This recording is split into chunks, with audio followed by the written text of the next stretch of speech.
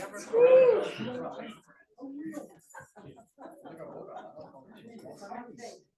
know.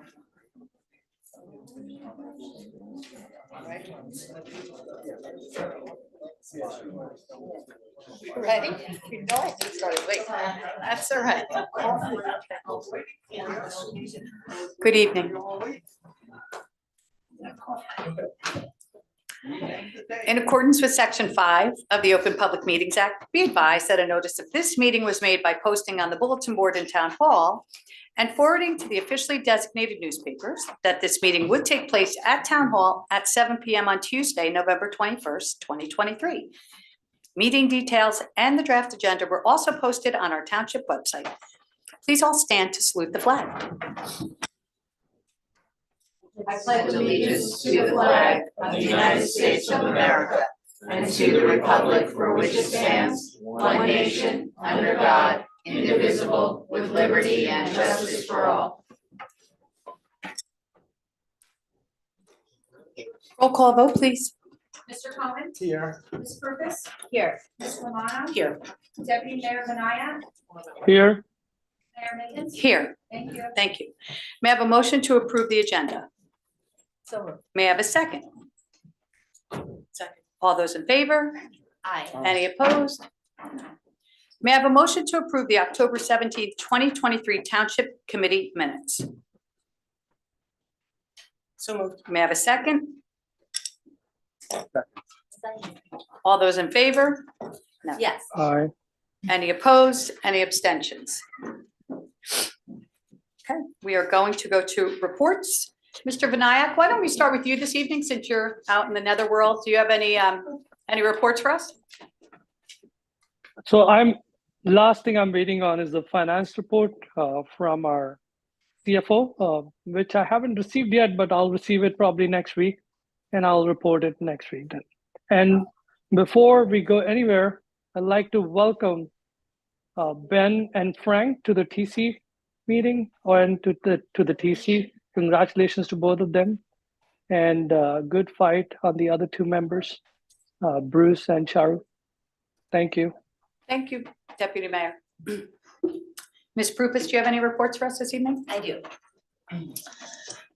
The Essex Street two-way traffic concept plan review is on November 30th, 7 p.m. It's Thursday at Milburn Town Hall in this room. And it's also going to have a Zoom component. So if you can't make it to the meeting, and it's going to be, they're going to review the concept plan, and then we're breaking out, Alex, into smaller groups to. That is the intention, to be able to have more intimate discussion with particular sections of the two-way concept, yes. Great, so please let everyone know that that's happening and please participate.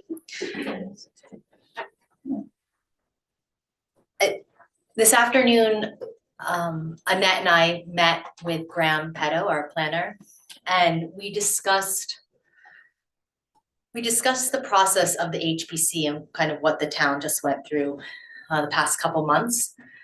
And Graham was telling us about different ways that we could change that process to include more public participation, just so that we can't end up in the same place again. So we have invited him to the next meeting to be under new business to discuss different ways that public participation process can be included into the ordinance and just start that discussion. We won't have time this year to introduce anything, a new ordinance or anything. It will be, if we decide as a community to go down that route, it'll be in 2024, but I just wanted to let you know that that conversation is taking place. And at the next, on the 5th, Graham will be here to further explain different ways that he's seen ordinances written to have more public participation, and also to make sure that the HPC is in better communication also with the TC. Congratulations to Ben and Frank. I think it was a landslide victory and a very clear mandate from the town onto the priorities of 2024 and what the town wants to see happen. And I just want to let you all know that we have been meeting and working and specifically discussing 3 new committees, just to let the public know. One being on the affordable housing, a committee, and we talked about this with this group as well. I think that what we know is that people want to be involved in this process and they want to have a voice, and they want to do more than just hear about the decisions that have been made after the fact. They want to be included in the decision-making process. So hopefully that committee will do just that. And we'll be discussing it more, and we'll see it in 2024. Finance, and I believe that we've discussed this. I don't know which TCs discussed this, but having residents involved in the financial, in the finance committee. So that too will be coming on board. And last, the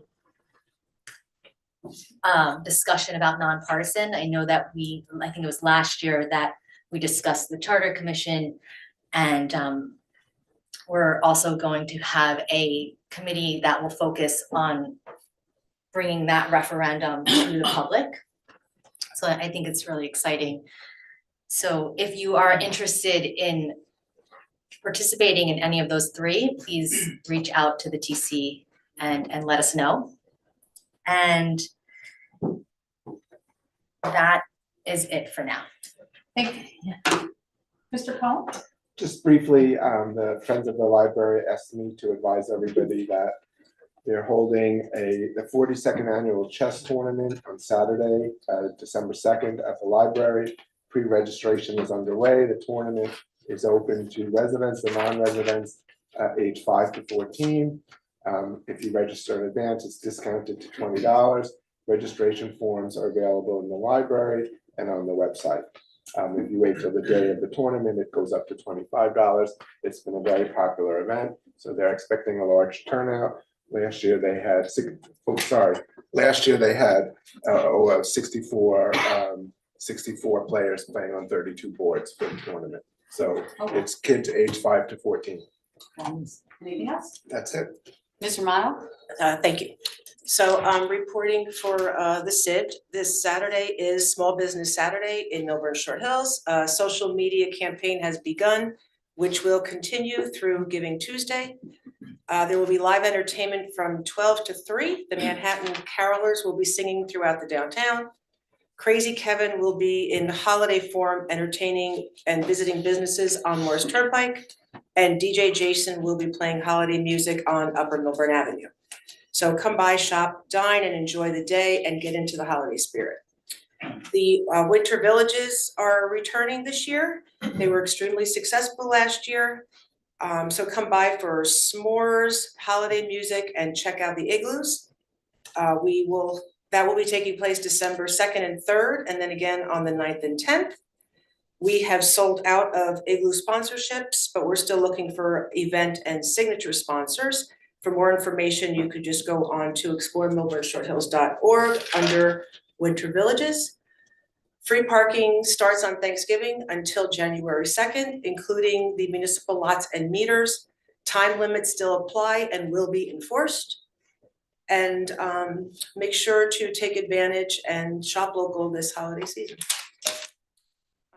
And Steve and Amanda are here tonight to talk about the budget in a little bit, and that's all I have. Thank you. Mr. Maratini? I do not have a report tonight. Thank you very much. Mr. McDonald? Just briefly, a reminder to residents that Town Hall will be closed on Thursday and Friday, and that there will be no garbage or recycling pickup on Thursday.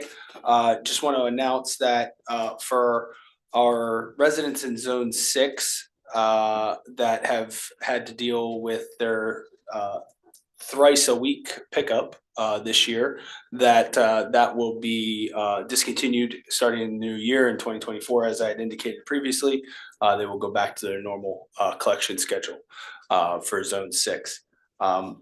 And we are going to announce a makeup day on recycling pickup because of the holiday falling, Christmas and New Year falling on the same day. I believe it's going to be December 30th, but obviously we will communicate that to the public to make sure that everybody's aware of that makeup recycling day. What zone does that enter? 1, I believe. Yes. So zone 1 would then be on December 30th, which is a Saturday, but I think I believe it's a Saturday. But make sure that they have something in between, 2 weeks of not getting picked up. That's all the reports I have. The rec department met and I was at that meeting. They're still talking heavily about trying to find space to put in cricket pitches, so stay tuned for that and working with the schools on that. It's all for me. Mr. McDonald, do you want to talk about the special report on best practices, please? The township has submitted its best practices survey. It was due on November 3rd. We have to discuss that at the next available meeting, which is today, November 21st. The township scored a 41 out of 42. Some of that is because some of the questions are scored 1, some are half. But anything above 29 in the best practices survey, make sure that no state aid is withheld. Just to indicate the 2 that we have, 2 questions that we said no to, and just want the committee and the public to be aware that there are some core competencies and best practices that are not applicable to us as well. But the 2 that we said no to were regarding surety bonding. It's now necessary to provide at a higher level. This is something that will be addressed through the JIF, who currently does our bonding for the tax collector and CFO and other positions that hold money. They will, so that one will be addressed early in 2024. The other that we said no to, it says that, has your municipality established by ordinance an anti-nepotism policy? We do not have an ordinance on the books, but it is part of our policy manual regarding nepotism. So we said no to that. There are a variety of unscored surveys, questions in the best practices. One of the ones that does need our more immediate attention, as I had indicated to the Township Committee in an email, is regarding lead-based paint inspections. We were working with the fire department as well as the health department to provide those inspections for any of the rental properties that are pre-1978, I believe. And so that is something that you will see come to fruition early on in the new year as well. So that is the best practices survey. And again, the main point being you scored well enough not to have any state aid with help. So Can we set as a goal to put together an anti-nepotism ordinance for 2024, since it's not gonna go away from the best practices? We have the policy, we might as well have an ordinance that reflects the policy. I think that's more than reasonable, yes. Are there any other comments from the committee in regards to this resolution 23-258?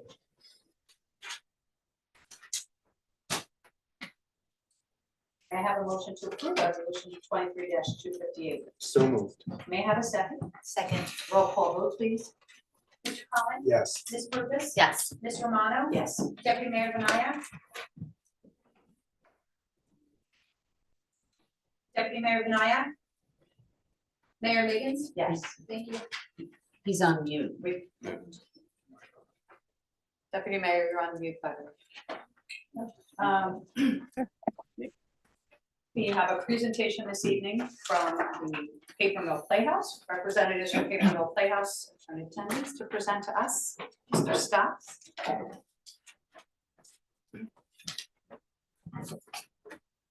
Good evening. Good evening. Thank you, Mayor Miggins, Township Committee members, good evening, and members of the Millburn Township community. My name is Mike Stotts. I'm the Executive Director of Paper Mill Playhouse. I'm here tonight on behalf of Mark Hovey, our Producing Artistic Director, and our Board of Trustees and staff, to share some plans for the future of Paper Mill Playhouse and to ask the Township to support these plans with a capital investment. For 85 years, Paper Mill Playhouse has been central to the economic, social, and cultural well-being of this community. As New Jersey's largest producing theater and one of the largest in the country, its core community extends from the local and regional area to the New York metropolitan area and beyond. Each year, more than 175,000 people attend Paper Mill productions. Our recent sold-out production of The Great Gatsby attracted audience members from every state in the country, except Montana and South Dakota, and 23 countries, including the United Kingdom, Mexico, Japan, Brazil, Sweden, and Australia. This is not unusual for Paper Mill. Building off its steady track record of artistic and financial success over the past 15 years, and through the extensive networking capabilities of the theater's highly respected and experienced management, Paper Mill has also begun to achieve international reach through strategic collaborations with other renowned theater companies, producers, and facilities, as demonstrated by our multi-production alliance with Disney Theatrical, our recent collaboration with the OD Company of South Korea, and partnerships with respected production companies from across the nation. Paper Mill Playhouse has become a sought-after venue and partner for the highest quality musical theater projects. In addition to its main stage programming, Paper Mill Playhouse impacts nearly 40,000 students each year with transformative education programs that are a pillar of our nonprofit mission. Paper Mill recognizes as a core value the responsibility to ensure that all children have access to theater's life-changing opportunities, regardless of economic, physical, or mental challenges. Demand for musical theater classes and after-school learning opportunities led to the first expansion of Paper Mill into the downtown Millburn core with the creation of Paper Mill Studios at 20 Main Street in 2020. The Paper Mill Center for Musical Theater Education is currently in the planning stages and will result, hopefully, in a further expansion of Paper Mill into the downtown area. Paper Mill Playhouse is the economic engine of downtown Millburn. A recent economic impact study conducted by eConsult Solutions at Princeton in 2021 confirmed that Paper Mill Playhouse is an irreplaceable contributor to the economic health and stability of the downtown core. That study revealed that Paper Mill's annual impact on the local Millburn economy is $21 million annually, and almost $37 million to the state of New Jersey.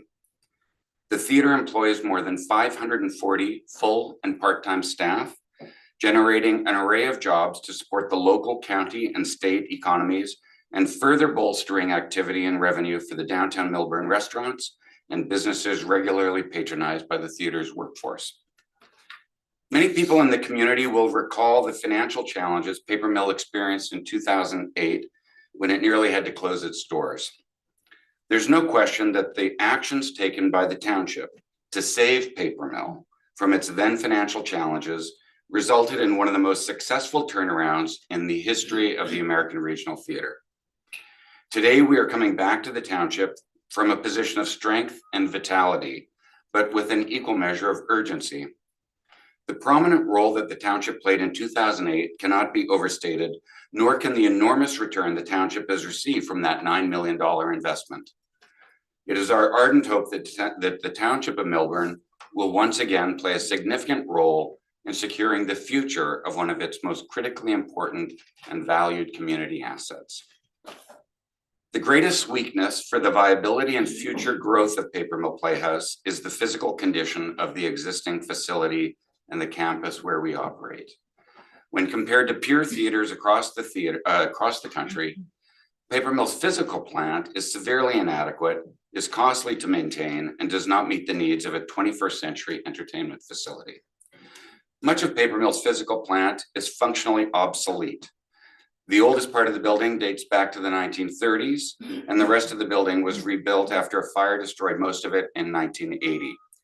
Bathrooms, circulation spaces, lobby areas, exterior pathways, drop-off areas, safety railings are all in a state of obsolescence and deterioration. Building systems are highly inefficient and costly to maintain, and the facility is not in compliance with ADA code requirements and cannot be brought up to code in its current condition. There are life safety issues that pose serious liability challenges for both Paper Mill and its landlord, the township. Failing retaining walls on the west side of the facility and parking lots B and C continually create black ice sheeting hazards that are a threat to patrons.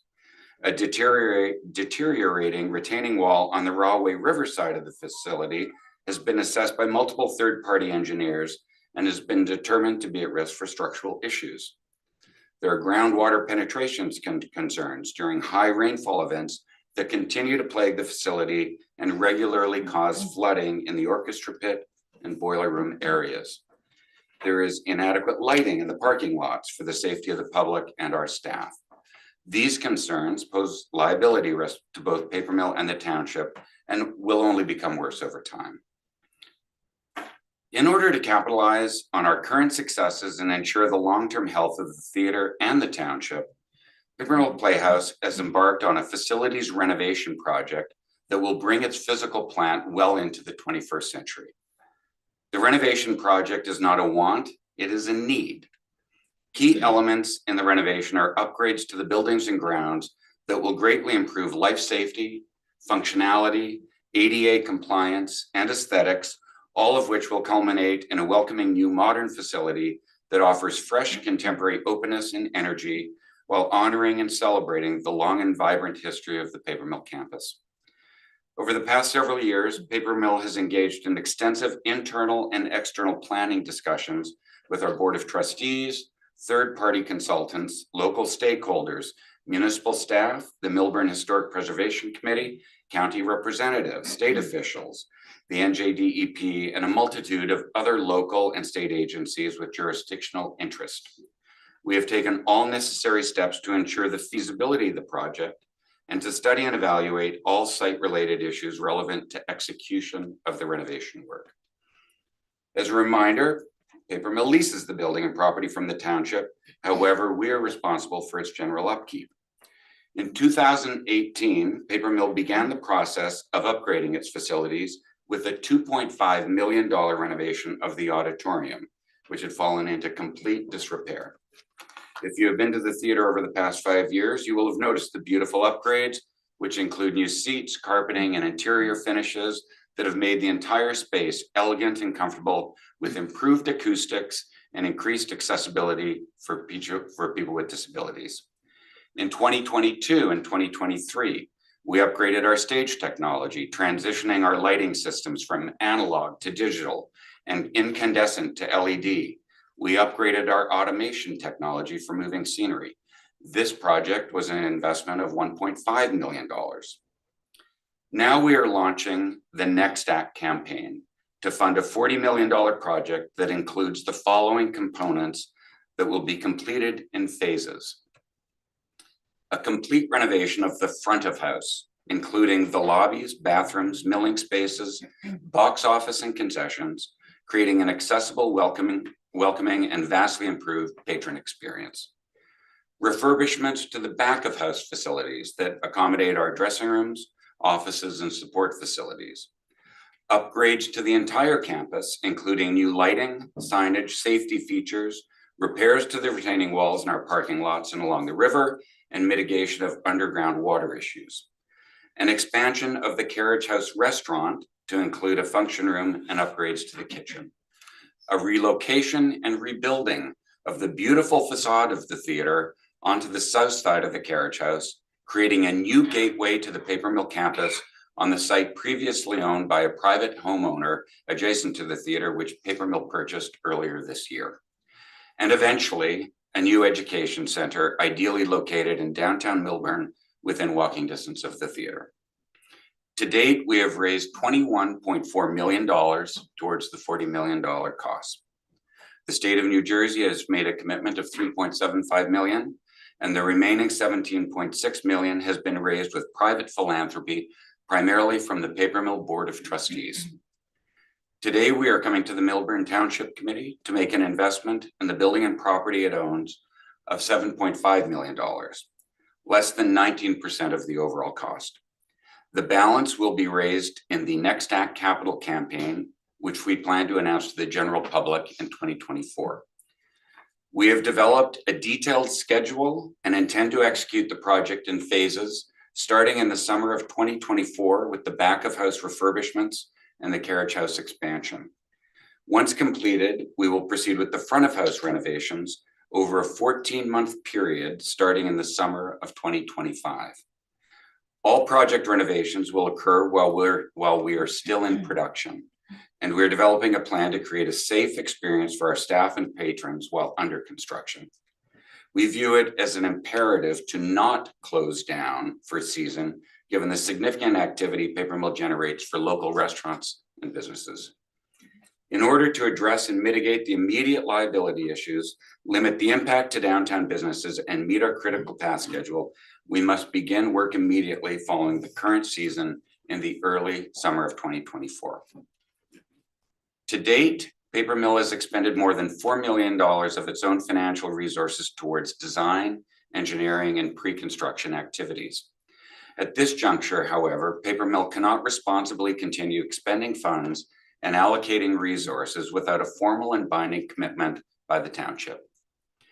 Without such a commitment, Paper Mill is unable to make critical scheduling decisions, proceed intelligently with necessary financial modeling, plan for the continuation of design into the construction drawing phase, or make informed decisions related to the trajectory of the entitlement process and approvals.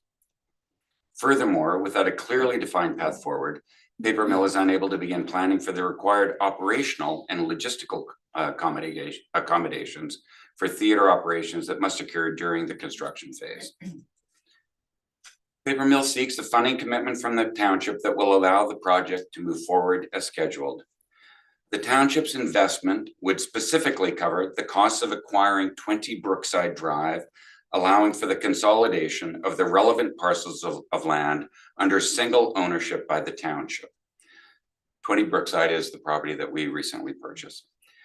It will pay for the rebuilding of the historic facade of the Playhouse on the south side of the carriage house, pay for the repair of the retaining walls and drainage mitigation at parking lots B and C, the repair of the Rahway River retaining wall and mitigation of underground water penetration issues under the existing building, and for the cost of new lighting and all parking lots utilized by the Playhouse. Furthermore, we request agreement by the township to amend our lease in order to allow the management of the theater to functionally conduct its business as a theater producer and educator, including but not limited to revision of the maintenance and repairs provisions of the lease, reduction of or release from lease payments, and revision of the approval of work provisions. The governing body of Millburn recognized the critical value of Paper Mill to the economic and social health of the community and region in 2008, when it provided crucial assistance to the theater by purchasing the land and property. That investment has paid off exponentially for the township. Now, with proven management, a fully committed and invested board of trustees, and consistent artistic, financial, and educational success as the standard, this Tony Award-winning State Theater of New Jersey is in need of the township's support to ensure the crucial and necessary physical plant improvements that will allow Paper Mill to meet 21st century facility requirements, compete in the industry, and continue its success for decades to come. I'd like to share with you just a few renderings of the Paper Mill Theater and Campus to give you a taste of what we're planning. We're going to start with the current view of Paper Mill. Actually, it's the view as of about 3 months ago.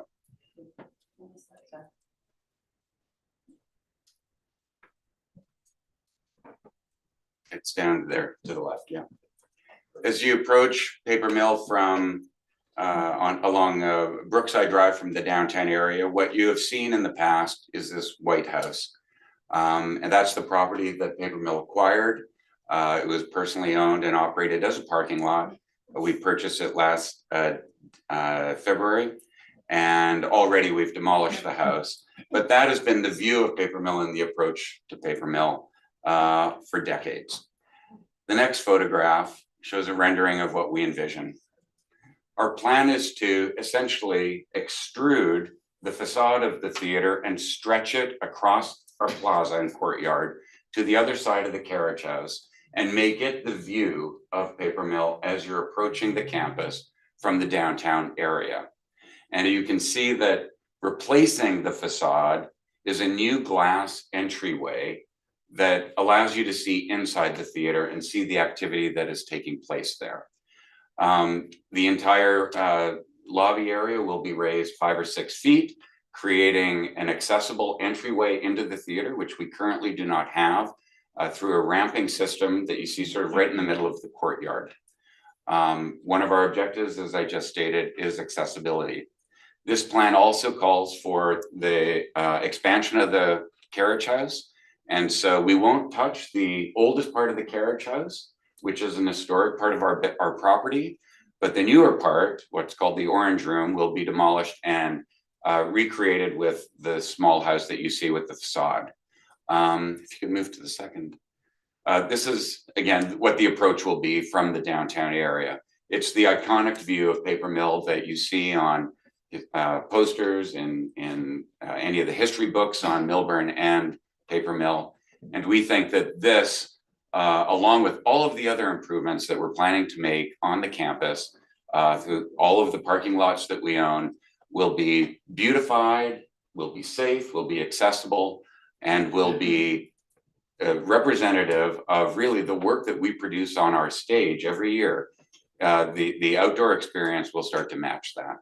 And finally, we have one rendering of the interior. Don't glue yourself to any of the colors. This is just to show you spatially what we're looking at is a 2-story lobby with a grand staircase with a lot of circulation space, which we currently do not have. Will be safer. The lines will be reduced or not in each other's way.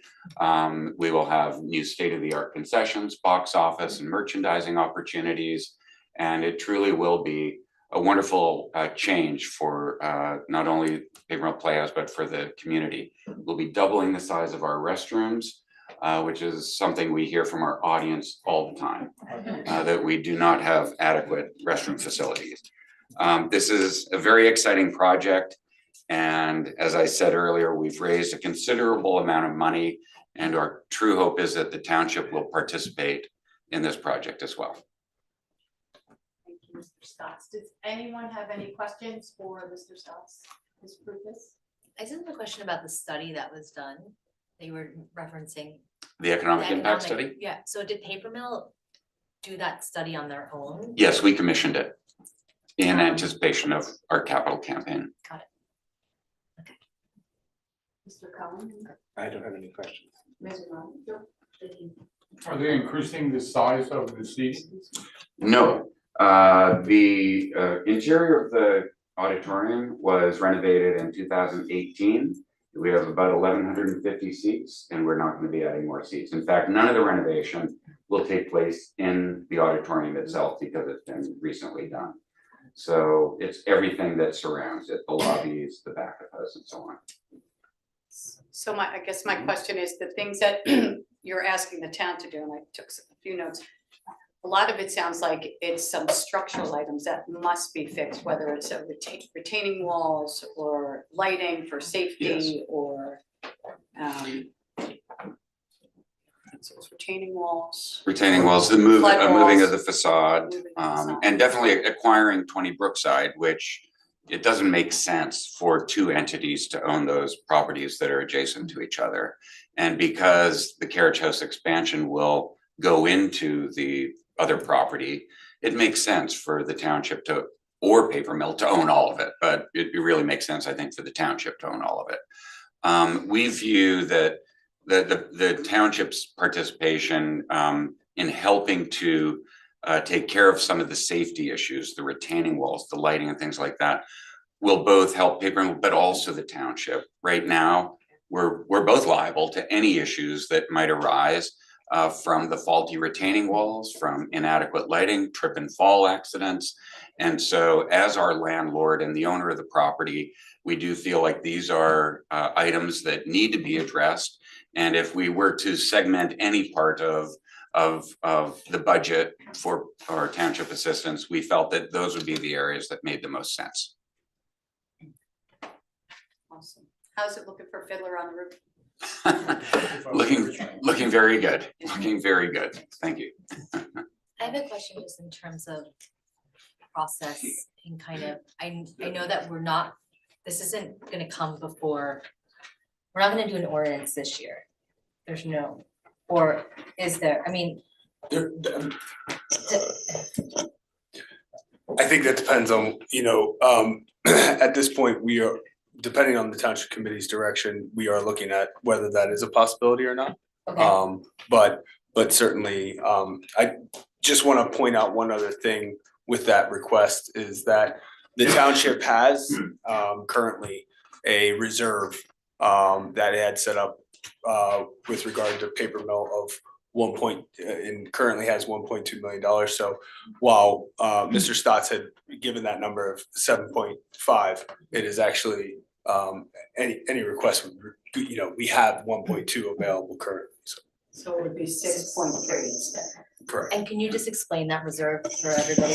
Yeah, Where so it came from? yeah, so prior to my predecessor, when the paper mill purchase took place, had set up a reserve for the rents that were received by the municipality from paper mill, and had that money put into a reserve.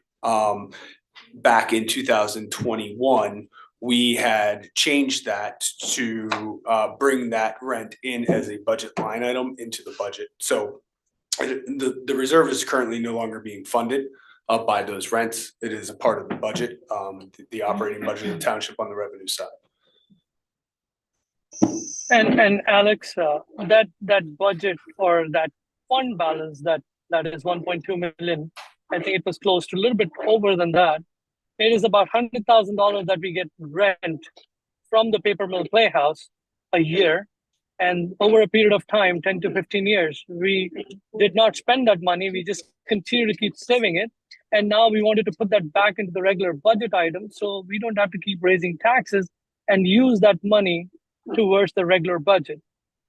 Now, what I hear is $7.5 million, basically 75 years worth of rent that they want, and they also want some relief on the rent. So I'm not understanding the finances of paper mill playhouse. I understand it's a great thing in town.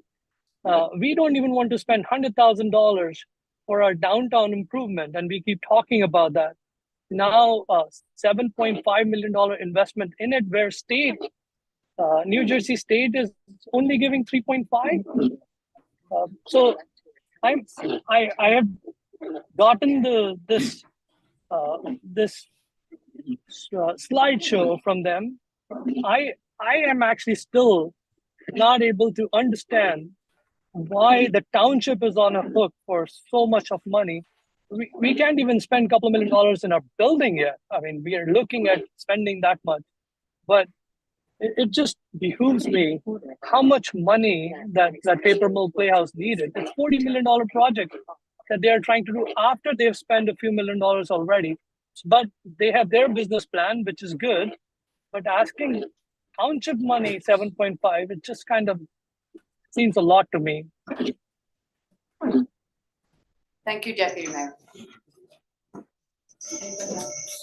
You want to answer that? Well, I don't necessarily want to answer that unless there's a specific question about what Mr. Vinayak had stated, but I just wanted to speak back to the process is that certainly if the committee hears this presentation and they wish to assist in the way that Mr. Stotts described, understanding that, I mean, to a certain degree, any investment would be also an investment in our own property, that we can look into whether that can be accomplished in the remainder of this year, or whether that is something that would be taken up early in the new year.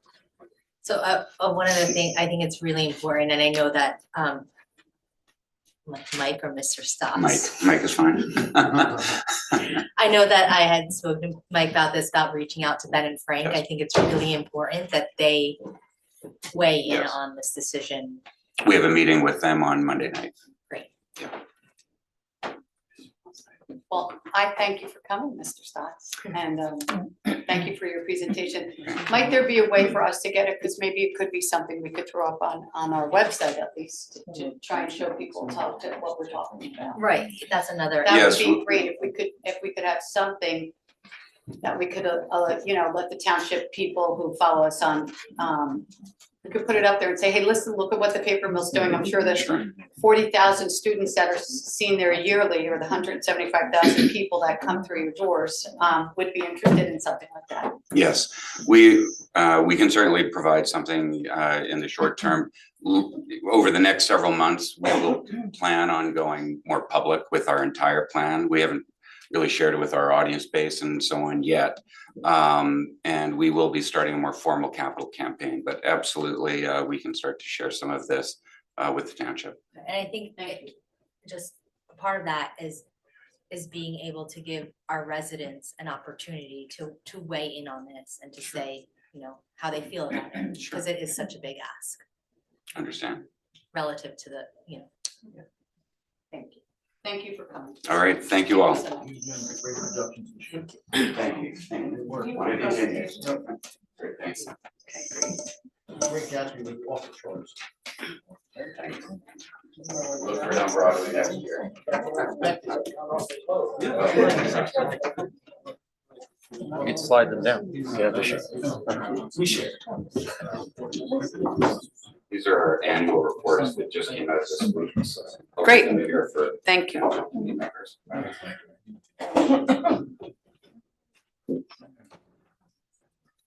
Okay, it's that time, folks, public comment. When invited to speak, to offer your comments, please come to the lectern, clearly state your name and whether you're a Milburn resident and/or property or business owner. Please do not provide your full address, seeing our meetings are recorded and are readily available to the public. For the convenience of our community, there is a remote option. If you called in and would like to comment, please press *6 now. If you're attending by computer or electronic device, please click the raise hand button and be sure your video is on when you comment. All members of the public wishing to speak will be put into the queue to address the committee. To help facilitate an orderly meeting and to permit all to be heard, speakers shall limit their comments to 1 3-minute session. You will be prompted when there's 30 seconds remaining. A reminder that this is not a time for dialogue or to debate a matter, and this is a time during our business meeting for the public to offer their comments. After the conclusion of public comment period, and if they wish to, professionals and committee members may respond to comments made by the public. Members of the public are welcome to contact the township or township committee at any time outside of our business meetings for requests for information or with questions. A reminder, we're all neighbors and personal attacks are strongly discouraged. I will now open the public comment period.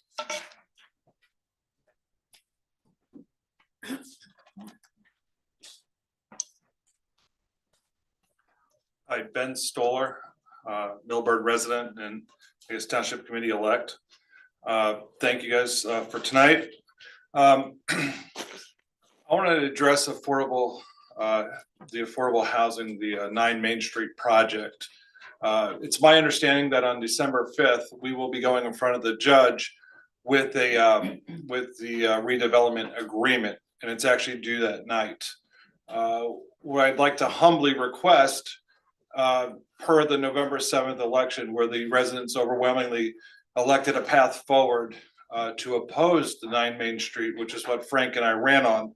I would like to revisit the last Township Committee for someone to put forth a motion to make the judge aware of what has transpired here in Milburn, Short Hills, and push forward a discussion between our fair share housing attorney or a municipal attorney, whomever the best person is, to discuss that with the attorney and in light of the election.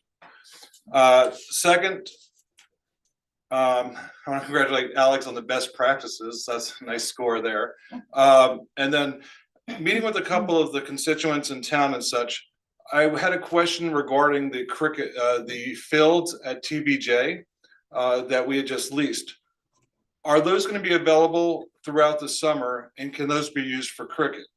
One of the comments I got from quite a few of the cricket players was that we don't need a professional stadium cricket field, that those fields would work quite nicely for cricket. in the interim of some other larger plan. So I just wanted to question if those would be available. Thank you. Appreciate you. Thank you.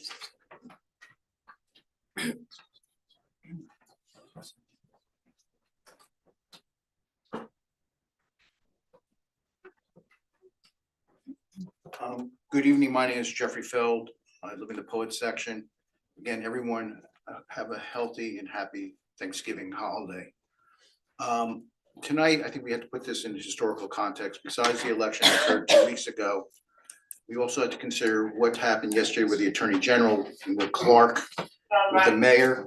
I think I sent you today the complaint that was filed, criminal complaint filed against the mayor, plus like the 42-page report that was issued by the Attorney General as to events that occurred in Clark. I urge you and tell the public that on Monday, there will be a case management conference and a declaratory judgment action at 2 o'clock, that I think the link to that open public meeting should be posted that the public can watch to see what happens. We talked about the best practices inventory. There were some other questions that were posted on this year about there was about the SID. There was questions for the first time for surveys about the SID and about how many districts it serves. And also they're talking about capital budgeting. And this ties into, I'm trying to do this on the fly from the presentation that we just had from Paper Mill, that we're talking about a capital expenditure that's gonna be bonded. And I think this is such the amount that I really think the public has to be involved. I don't know if it warrants a referendum, but I think there has to be explanation as to it, because I know it is an economic engine. And later tonight, we had to start talking about priorities. I think, in my personal opinion, I'd rather fund the paper mill than the acquisition of 22 East Willow. And those are things that we had to talk about, because when you look at the best practices, they're talking about when you do your capital budgeting, what are you talking about? We're talking about the concept of participatory budgeting. There's on your resolution today is a $40,000 change order for the municipal attorney. I say no. I think we had to reserve our claims against the attorney. If you look back this last year, how much bad advice that we get as to the applicability of the local lands and building law, whether you needed an ordinance to change the commercial solid waste. When I was standing up there, it took months, and how much we got charged. And looking at 9 Main Street, how much have we spent trying to negotiate that deal? As to the calendar year SID budget, I think there's more information that you need to look at. I think you need a comparison of what the budgets have been in the last 2-3 years. It's not there. It's not given to the public. You look at the best practices. Remember, there's litigation as to the validity of the appointed expanded 5-district SID. In the past, if you read the best practices, it looks like each district is supposed to have its own separate SID. And there needs to be a comparative of the cost of administration because of the liquidation. Finally, there's about a grant application. And I think that might have been in response to this flyer where they talk about the $200,000 that you're going for a grant application, but it says it's for East Willow. But for here, it said it was to move the Department of Public Works. And I think we need to understand which is truthful. This statement or the statement that you're going to be doing today for the grant application. Again, everyone enjoying the holidays. Thank you, Mr. Feld.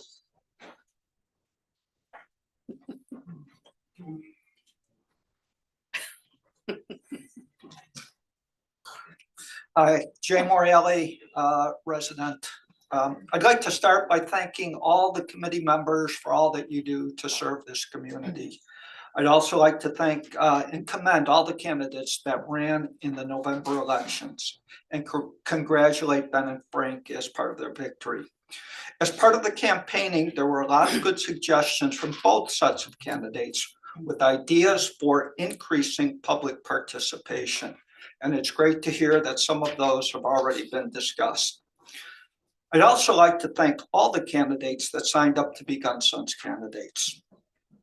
I do have one question tonight, and this goes back to the rec element that was being done in the master plan and the update that Graham Peddle was leading. I know back in the beginning of the year, we had a lot of public sessions, opportunities for people to give input. I know questionnaires went out. Has that work been completed? It has, and has it been published? No, okay, thank you. I haven't missed it, okay, thank you. So that's good to hear. And Committeewoman Prupus mentioned several groups that were being formed. I'll put my hand up to volunteer to be part of the charter study group. I'm not sure if there's a formal form to fill out for that, or if you're just taking volunteers at the podium, but I'll put my hat in the ring for that one. And with that, I just want to wish everyone a very happy Thanksgiving. And again, thank you for all you do.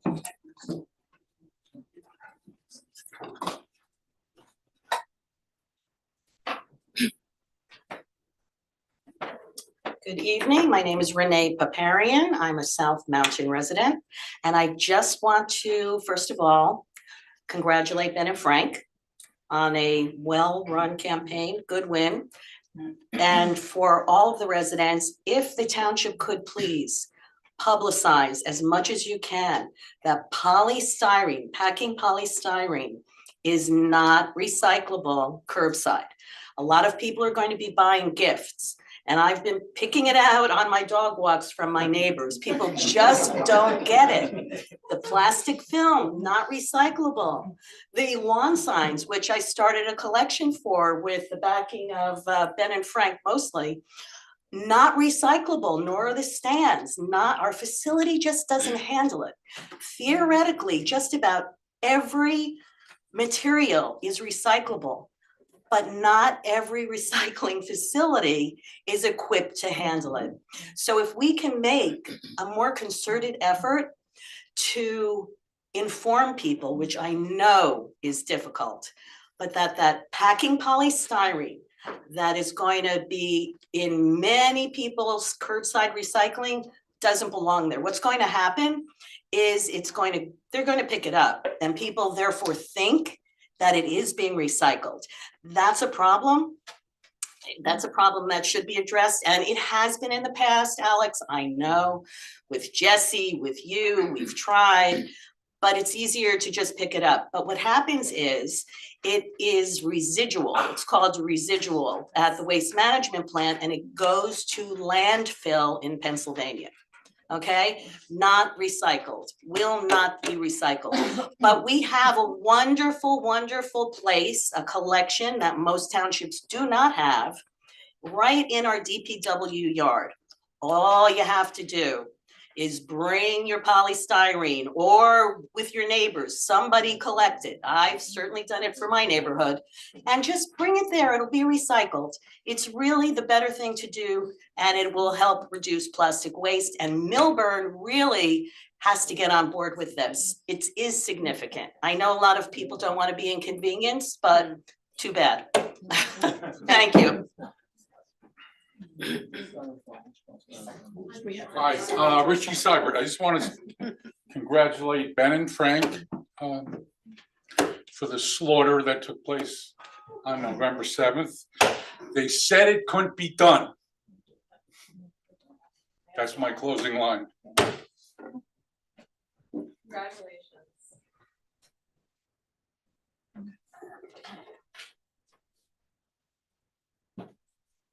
Jean Pasternak, resident. I just want to say congratulations to the voters of Millburn for educating themselves about what the issues impacting this town are, and selecting leaders that are committed to seeing through the vision they presented to our residents in their platform. Behind Ben and Frank was a unified, diverse team of people who worked on and for the campaign that resulted in victory for Millburn. We are Republicans, Democrats, Independents, Millburn and Short Hills residents. We're from cultural and religious backgrounds from around the world. We worked well together against the odds, really hard. And most importantly, we worked for Vote for Millburn to make it happen. Ben and Frank, of course, stepped up and put their lives on hold for all of us to run, like you all have, and we appreciate that very much. Some people in this room, Renee, Richie, Jeff, Chaz, Christine, Leah, and many not here, Jerry, Eric, Mike Becker, Laura, Tom, Kathy, Ted, Richard, Nick, Dave, Tara, Diane, Scott, Joanna, Weiwei, Jack, many members of the Chinese American communities, Sujoy, Aditi, Benali, Kumar, Suraj, Karam, Gaurav, Vedanta, Vikat, Shala, and many, many more people from all across our community.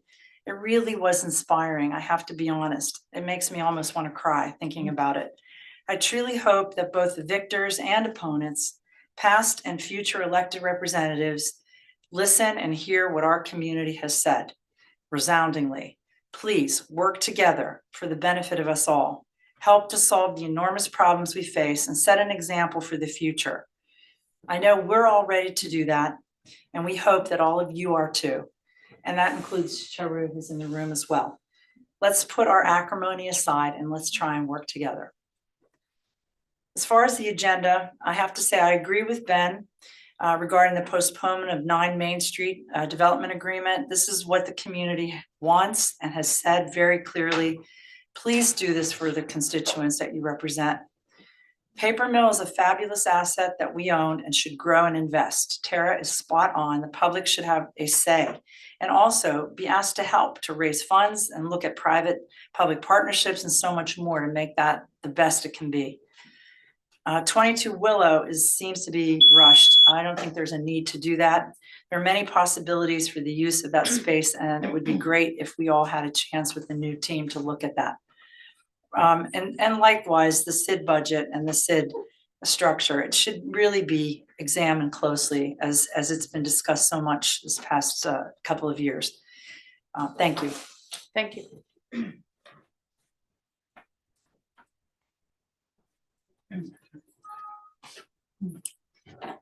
We'll wait for Mr. Charlie. And then we can go to the phone. Oli Bambara, Millburn resident for 27 years. Couple of things, just wanted to set the record straight. I wrote a letter to the editor of Tap Into. It was somewhat critical of dredging the Taylor Park Pond. I want to apologize to Mr. McDonald for maybe some misunderstanding. I just don't think there's any value in that project as a flood mitigation. I have volunteered to be on the flood mitigation committee myself. I think I can contribute to it greatly, and I hope I'm considered.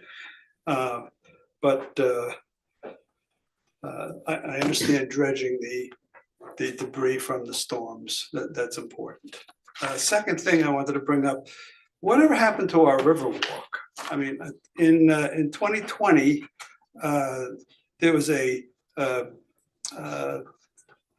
consultants, Perkins Eastman were hired. A significant amount of money was spent developing a plan with information sessions and input from the town. And there were potentially many good things to come from that. But one of the things I particularly look forward to is a nice river walk connecting Taylor Park and the Paper Mill Playhouse. So if we're talking about the Paper Mill Playhouse, maybe that's one way to help promote that also. But I hope that project isn't dead. I haven't read about it, so I don't know what's happening with it. And that's all I have. Thank you. And thank you again for your service. Thank you.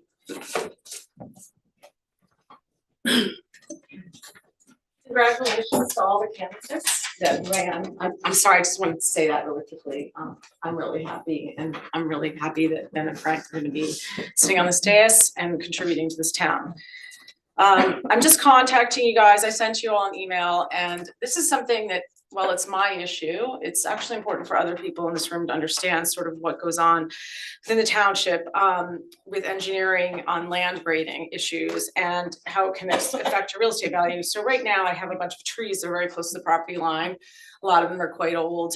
And I just inadvertently noticed my neighbor. I was talking to him. He was telling me he's doing some regrading, nothing major. And then I decided to look at the plans in the town, which everybody has the right to do. And I went down and noticed that 4 feet off of some of my tree trunks, there's, a 5-foot dredge hole with a drainage pipe and some big lawn drains, etc.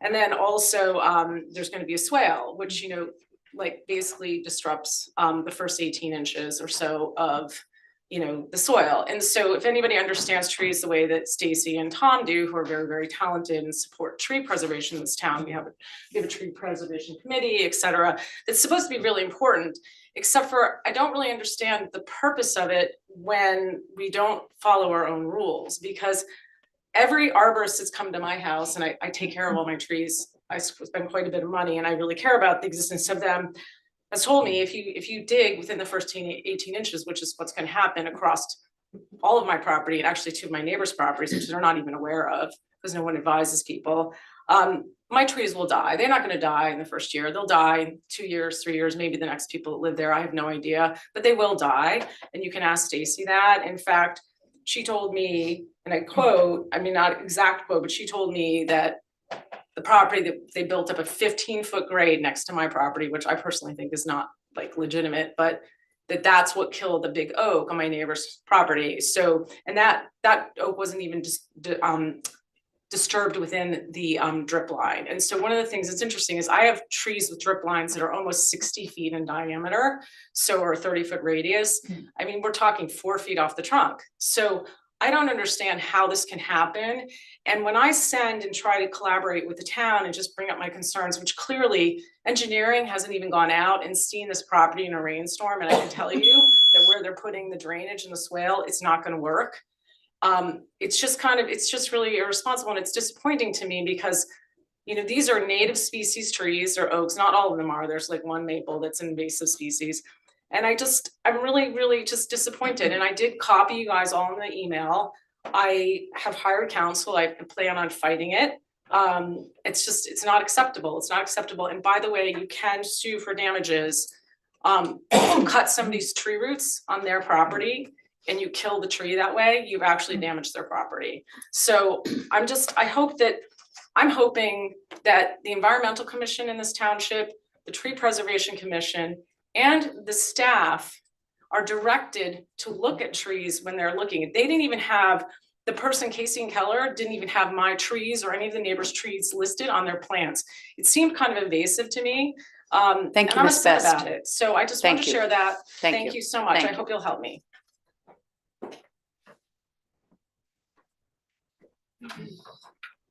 Good evening, I'm Adam Stone, Milburn High School graduate, class of 2004, and I'm the son of Nancy and David from Nancy and David Fine Jewels, donor of the clock tower on Main and Essex.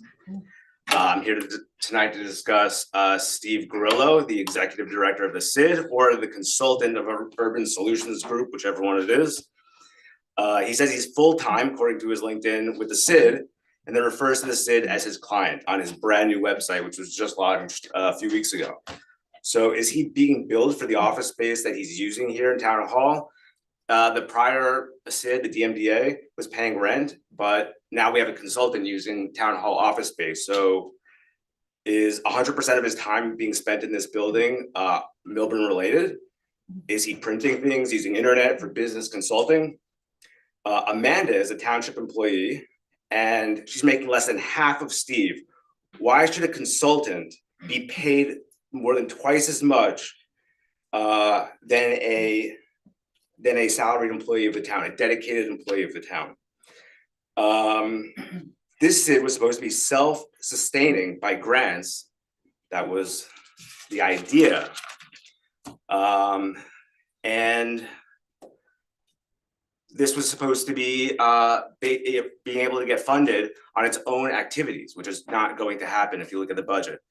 Steve has formed relationships with other organizations, Claro Ventures he's involved with in Central Jersey, where he's kind of based out of.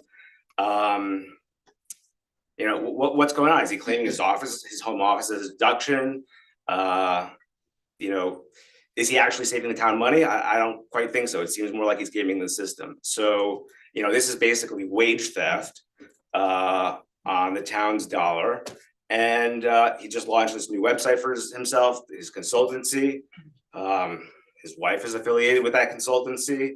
The SID is listed as a client of that. Is the SID his full-time job, or is it just a client?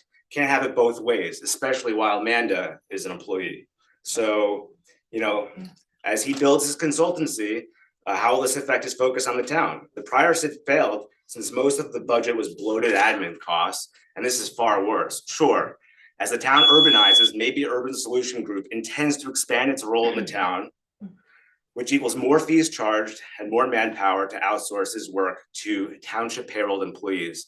The SID is supposed to be a nonprofit, yet it sure is a profit center for Mr. Grillo.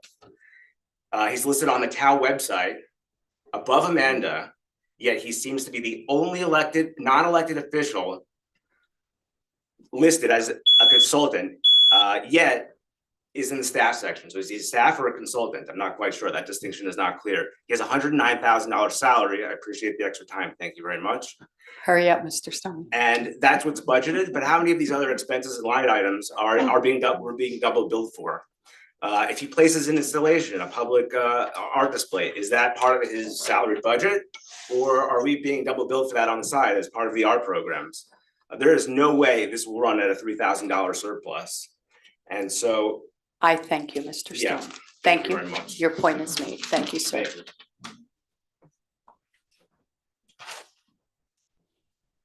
I think we have people online. Thank you.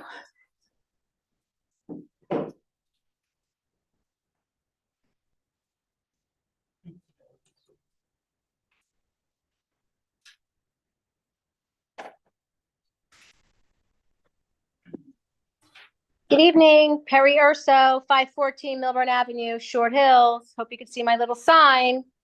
Regarding Resolution 23-270, the 24 SID budget. I strongly urge this body to either table this resolution or rescind the SID. Please take into consideration the following. In 2020, both then Deputy Mayor Eglo and former Mayor Committeewoman Burstein reasons why they voted no to the SID. Mary McNett's reason why no to the SID. Both now mayor and deputy mayor ran on the promise not to use taxpayers' trust fund monies to fund the SID. Sion Bernies agreed and publicly stated no taxation without representation.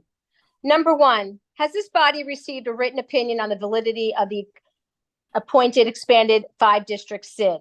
Number two, how can this body vote to approve or deny 24 SID budget when the supporting documents are not in the agenda packet? Number three, has this body been provided an adequate SID budget comparison from surrounding municipalities, or are you relying solely on a public comments? Number four, prior to consideration, does this body have knowledge of a 5-year executive director contract and a 2-year marketing director contract has been entered? Number five, does this body have knowledge of who is responsible for drafting these contracts? Number six, on October 9th, 23, the SID meeting, it was publicly stated that the administrative salaries have reached to 61% of the budget. Have this body actually validated and verified this comment?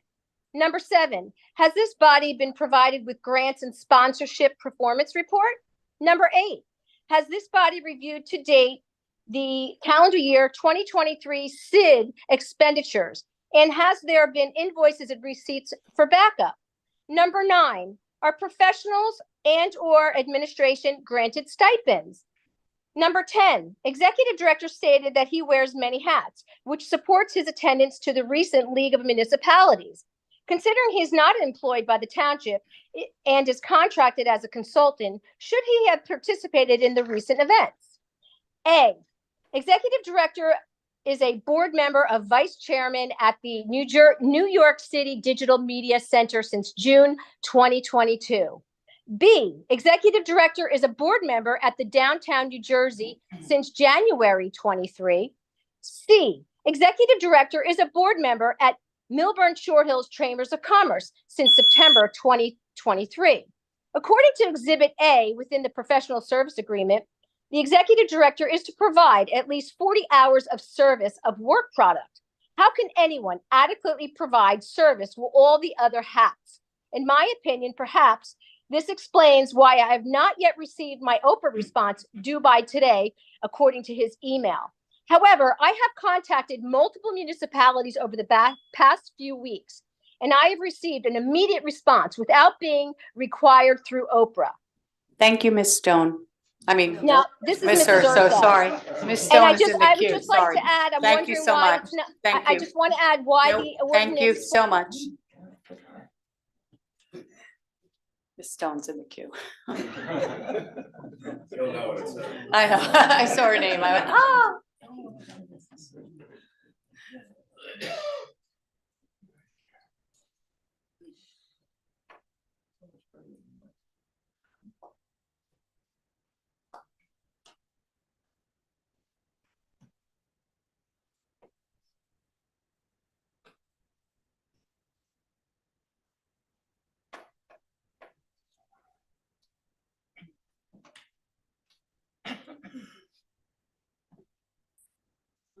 Hi, I'm sorry, I had to unmute myself. Is that you, Ms. This Stone? is Nancy Stone. Hi, can you hear me? Mm-hmm. Okay, hi, everybody. I want to congratulate Ben and Frank on their landslide victory. I also want to thank Nancy, excuse me one second. Yes. You have to have your face on, darling. Oh, wait, hold on one second then. Thank you. Okay, hi. Oh, there you are. Hi. I'm in the holy land of Boca Raton. Okay, so I wanted to just say congratulations to Ben and Frank for their landslide victory. I also want to thank Maggie for her service. And I also want to thank Sanjeev for his service and being so gracious for congratulating the candidates this evening.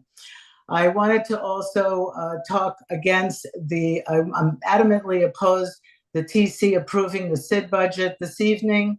It is ironic that I was the one who asked the TC member at the time, Jackie Lieberberg, to approve the budget that I was presenting at the time with David Sorkin. And now Jackie is asking to approve a budget far worse than I asked her for to approve. I also made the commitment to Jackie that if I was not able to see any type of benefit to the community, that I would make a motion to end it. And I honored that commitment because I found it to be a waste of money that was primarily being used for administrative costs, and it was not economically benefiting the downtown community. It only benefits part of the community, the downtown. I posted this on the Milburn Politics page that Steve Grillo was very, very arrogant at the last SID meeting. He is wrong, not to mention, again, very arrogant. The past DMDA served the downtown Milburn community for over 25 years. It ended. It did not fail for the same reason this SID should end. 62% of the $250,000 budget goes to salaries. 50% of the executive director's salary, which is Steve Grillo's salary, is being paid for by the resident taxes. Legal fees and operating costs take up even more of the budget, which leaves very little for the business community that primarily serves the downtown. Watch Steve Grillo's arrogance of the SID meeting, the last SID meeting, which I was hoping to post when it was uploaded, that the previous SID failed. Again, it was not shut down because of not enough money. It was not enough money going into the business community, which is the same thing that's happening now. If the chamber was not able to raise funds for the Winter Walk extravaganza, the trees could have been lit up from a donation from Steve Grillo's consulting business, which he has built and collected from the town at least $200,000. Many respectable businesses and property owners served the previous boards, and for him to insult the longstanding business community with his arrogance is shameful. My husband served on the Milburn Chamber and the DMDA boards, as well as many other longtime volunteers that are still and now serving on the Milburn Chamber board. To answer Grillo's question, who owns the clock? The town does. We donated it to the town with great pride and pleasure, and are happy that the Milburn Chamber chose the site to light up the entrance to the downtown this December 2nd. It was given with a full heart and intended for public use as a gathering place for the community. Nancy, you're out of time. No problem. I hope you vote against the budget. Thank you, Mrs. tonight. Stone. Thank you. One more, Mr. Carlin.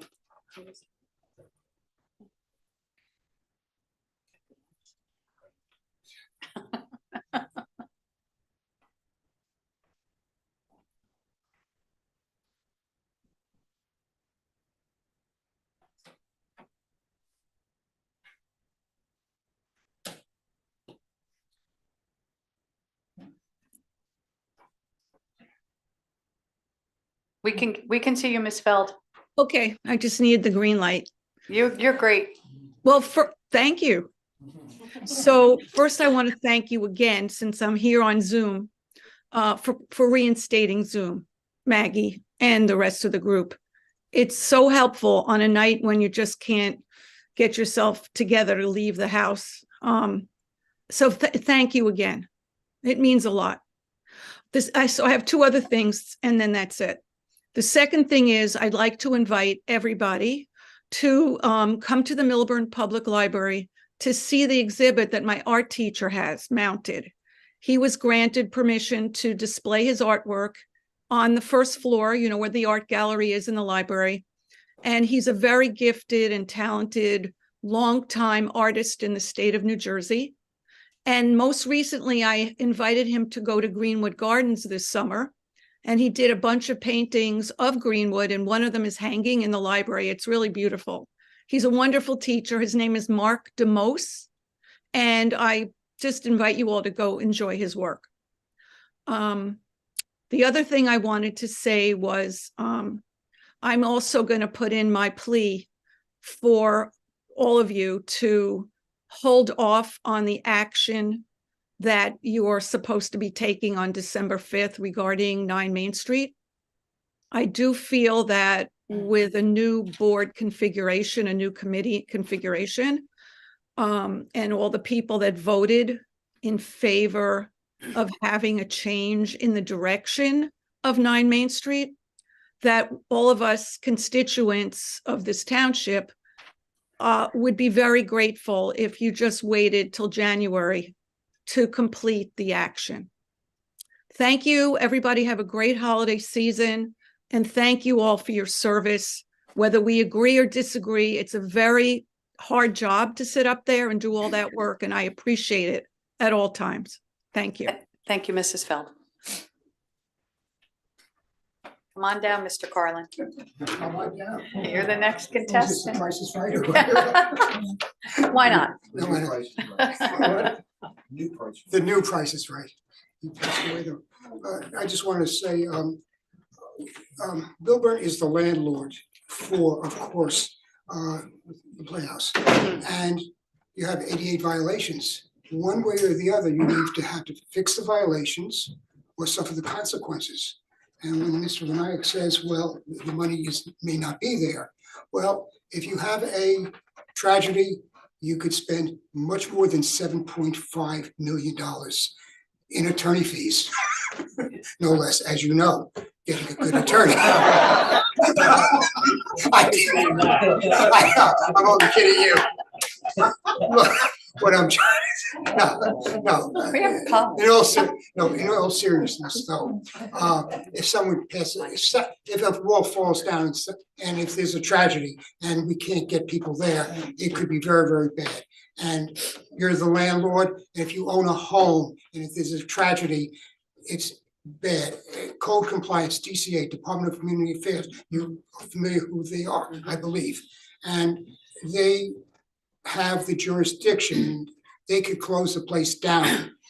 And we did, that shouldn't be closed down. So in all honesty, I believe you have to take some action, whether it's $7.5 million, whatever. You have to bring the building up to code. I'm a compliance nerd. I don't, unfortunately, for the last 50 years. Even today, I had, thank you very, very much. Battalion chief was there this afternoon. Within 3 hours, the building was back into compliance. I'm making sure, I believe the paperwork has to be done correctly. It's difficult. The statutes in New Jersey are abominable. I don't know what that means, but they're terrible. And because whoever's writing them, they're attorneys. And it's very, very difficult for anyone to read, to understand exactly what the rules and regulations are. But everyone, I wish them a very, very happy Thanksgiving, and I'm up to time. But, please stay safe, and thank you. Thank you, Mr. Carlin. And thank you, Tara. Thank you. And thank you, everyone. Bye. Is there anybody else? Okay. Can't, they have to show their face. If somebody who is on an iPhone wishes to speak, you need to change your name and your face is going to need to be seen. So if you can do that, that's terrific. If not, then we can't have you speak.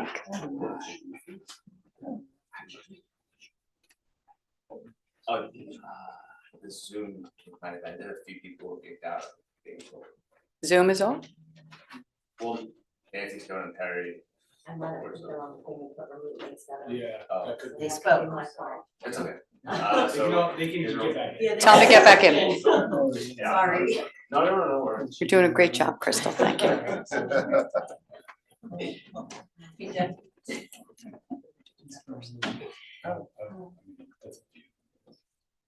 Just do audio first? Oh, that's a good idea. See who it is. That's a good idea. Just to do the audio. Just do, yes, in all 30 minutes.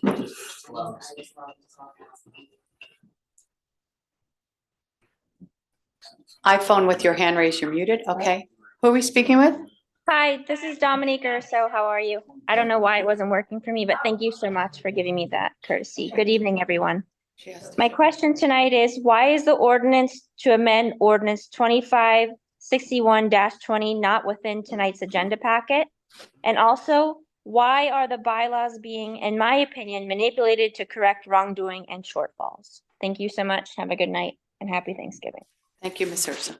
Okay. I will now close public comment period.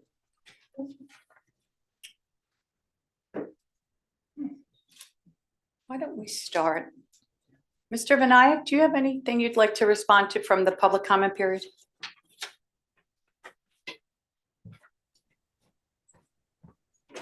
Sure, Mayor. Thank On you. two things. One is, first, thanks for giving me the chance to talk. Most of the people have spoken about, including Mr. Al, the last participant in the hall, about being compliant to ADA. I'm all for being compliant to ADA in the town hall, at Paper Mill Playhouse, even at Milburn and Shorters train station. So yes, we must do that. I'm all for it. Spending $7.5 million when we are against even $50,000 or $100,000 on SID budget, that I just can't understand. One is trying to get the business in, keep the vacancy low, and the other one is saying that they are getting the people in just for the restaurant. We don't have to just keep looking for the restaurant only. We have to keep looking for the entire downtown. And when the rent was adhered to, it was adhered to the building. Now we can keep fixing that building for sure as a landlord, but taking the rent off, it's equivalent to 75 years of rent. And they are talking about $40 million project. So that is where, again, it's just my thought process. Other people can say yes, and I really like Ms. Krupa's idea on getting residents involved and what they feel and what they say. Last TC meeting, I had actually held off on making the motion for 9 Main Street because I wanted to do it more close to the date.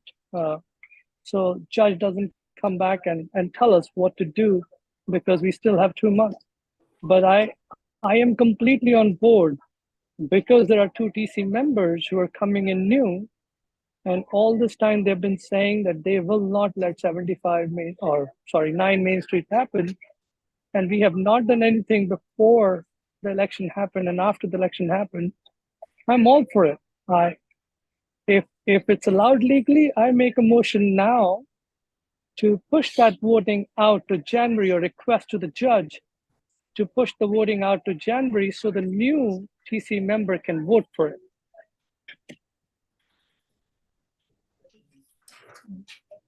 Can I get a second? Do we have a second? Yeah, we'll second it. Ms. Prupus will second that motion. Roll call vote, please. Mr. Cohen, Yes. Ms. Prupus, Yes. Ms. Romano, Yes. Deputy Mayor Vinayak, Yes. Mayor Miggins. Yes. Thank you. Thank you so much, Mr. Stollert, for bringing this up again. And let's hope for the best and hope for the best of the township as well. That's all, Mayor. Thank you. Thank you, Deputy Mayor. Ms. Prupus, do you have any comments that you'd like to respond to? I do, and I have one last thing to say now. Well then. About the cricket pitch so the TVJ, they lease fields from the township? It's in our. We lease their fields. I was gonna speak to it. Great. Off. The case management conference, can we get that information out on our website for the public to see? Alex, can you explain that $200,000 grant toward 22 Willow and how that whole, cause it, we talked about this and it was news to me when it came in. Can you explain that to the community? Are you gonna do that right now or when you No, talk? I'll just wait, yeah. Great, I got a bunch of awesome. stuff to talk about. The process of the open space rec element, if you could just speak to that and where that's gonna go. Mr. Morreale, so we're talking about doing a committee to advance a nonpartisan referendum. I'm not sure that it's gonna be a charter commission, so I just wanna clarify that there are different avenues to get to that same outcome. And I thought township form of government had to be partisan. No, it does not. That's that the case? Okay, I stand corrected then. Yeah. They have to be. No, I think, Well, I'm not. I can speak to it a little bit. Great. I'm not 100% familiar, but I can speak. Awesome. To Renee, I think that it would be amazing if you did a little video that we could all share, because what you just got up and said does. See it, Tara. See it. Well, I guess all of us would see it. But I do think that you came up, even if you just edited what you just talked about, it could go far and we could, I don't know. And anyway, just wanted to say that. And then lastly, to Charlie, who brought up the vision plan, we haven't discussed that in a while, and I know that was a process that not everybody agreed with how it was done or the outcomes, but there was a lot of public participation done in that process, and I think that's something that as a community we can revisit again to look at and see, is there anything there that we want to talk about moving forward? So I just want to thank you for bringing that up again, and that's it, I'm done. Thank you. Mr. Cohen? Yeah, I was just gonna bring up that too, the Downtown Vision Commission. I frankly thought that was a victim of COVID. As you said, it was done in 2020 and then other things happened that took precedence, but certainly it's worth bringing up again. We did spend a lot of money on it and yeah, so I certainly. 170, was it? Yeah, and it's still on the website, so everybody can still view it. It's on the website. And some things came out of it and Yep. some discussions, but it was. Wonderful. Ms. Romano, anything? I just want to add to the record, there are 33 letters here of support from our business owners and merchants in support of the SID, Explore Milburn, and Stephen Amanda. My turn. Your turn, sir. So just really quickly to speak to the rec element of the master plan. That work is complete. That will be posted to the website. It's currently going to be posted in 2 locations. One is the rec department page as well as the planning board page. The next step in this process is to have a discussion at the planning board meeting. I've been waiting on verification of which meeting that will be at, whether it's going to be December 6th or the December 20th meeting. Once we have that information, we'll put a news feed on the website so that people are aware of that and the documents that go along with it. The lease agreement with B'nai Jeshurun is on the agenda tonight, actually, as the second reading and public hearing. That lease, as it currently states, is not necessarily going to be used for cricket. It's going to be used in the spring and the fall months that we need to release some pressure from other locations.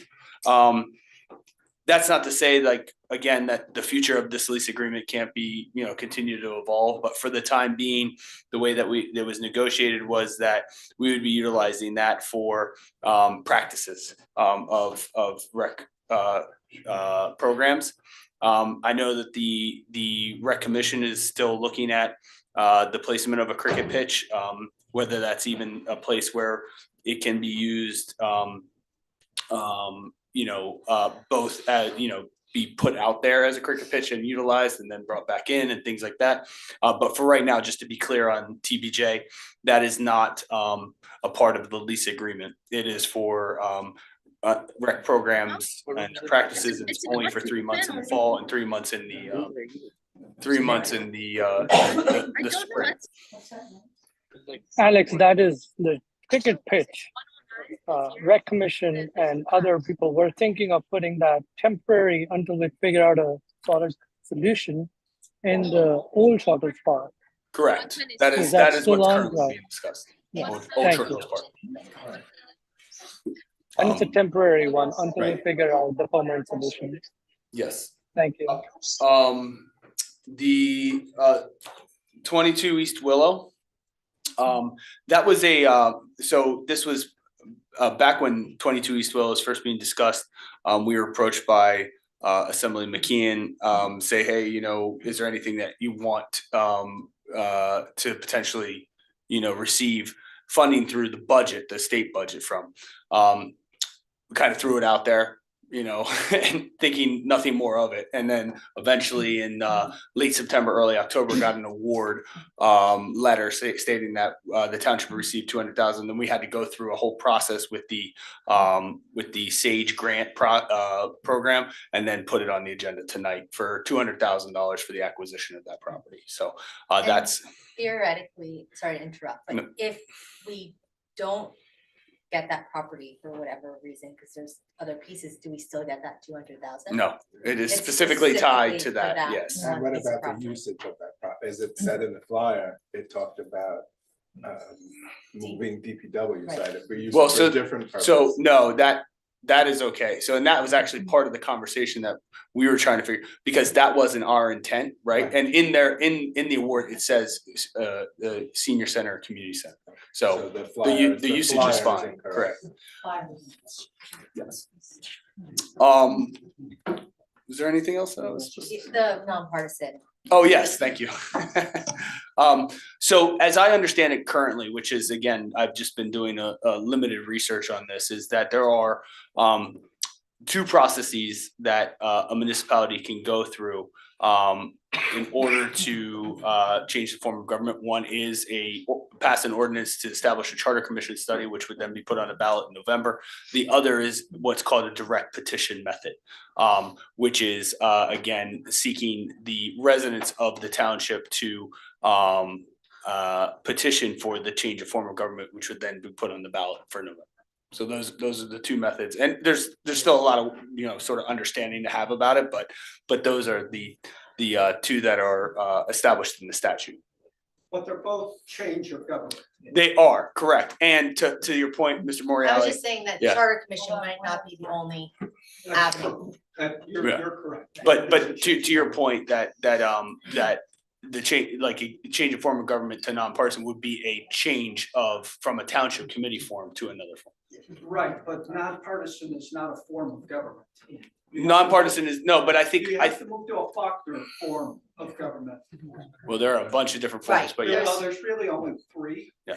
that apply to. But then a town of our there's right, and there's several within the Faulkner Act. So yeah, Yes.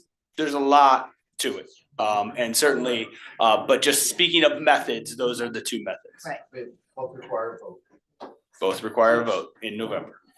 Well, no, not just no, they both don't require a vote in November. Well, the Charter Commission study requires a vote for the Charter Commission members and then another vote after the Charter Commission is complete. But not mandated in November. You just said in November. The direct petition. That's not required for November. To be continued. Yeah. To be continued, and we were gonna talk about this as a community and get more information, so we're gathering. Mr. Pfeiffer, so that is that again, there's a lot to be done. It doesn't. Mr. Maragino? Hold on. All right, I do not have a report, but I'd like to join in congratulating the new members of the Township Committee. All right, here we go, folks. We are going to the Township Committee. We'll now consider consent agenda resolutions. Are there any comments from the committee in regards to any items listed on the consent agenda? May I have a motion to approve resolution 23-259 through resolution 23-268, which are listed? Sorry, I have one quick question. Okay. I'm so sorry, but the bathymetric survey, when is that? Do we have a timeline for that? Yes, immediately.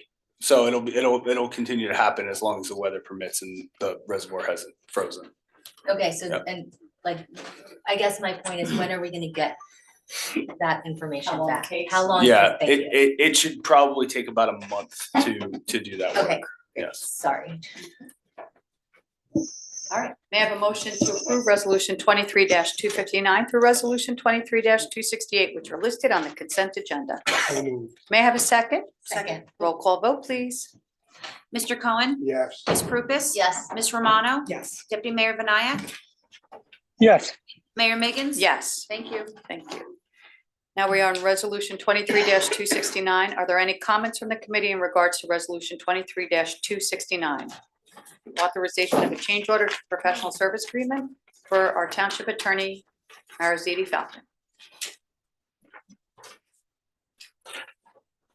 I would just say. Why don't you explain it? Yes. So, Mr. Mariziti's contract with the township is a not to exceed of $450,000. We have reached the 80% threshold. We don't anticipate going very far over the 450, but projected on average cost per month, we do expect it to exceed the 450. So that's why the authorization for an additional $40,000.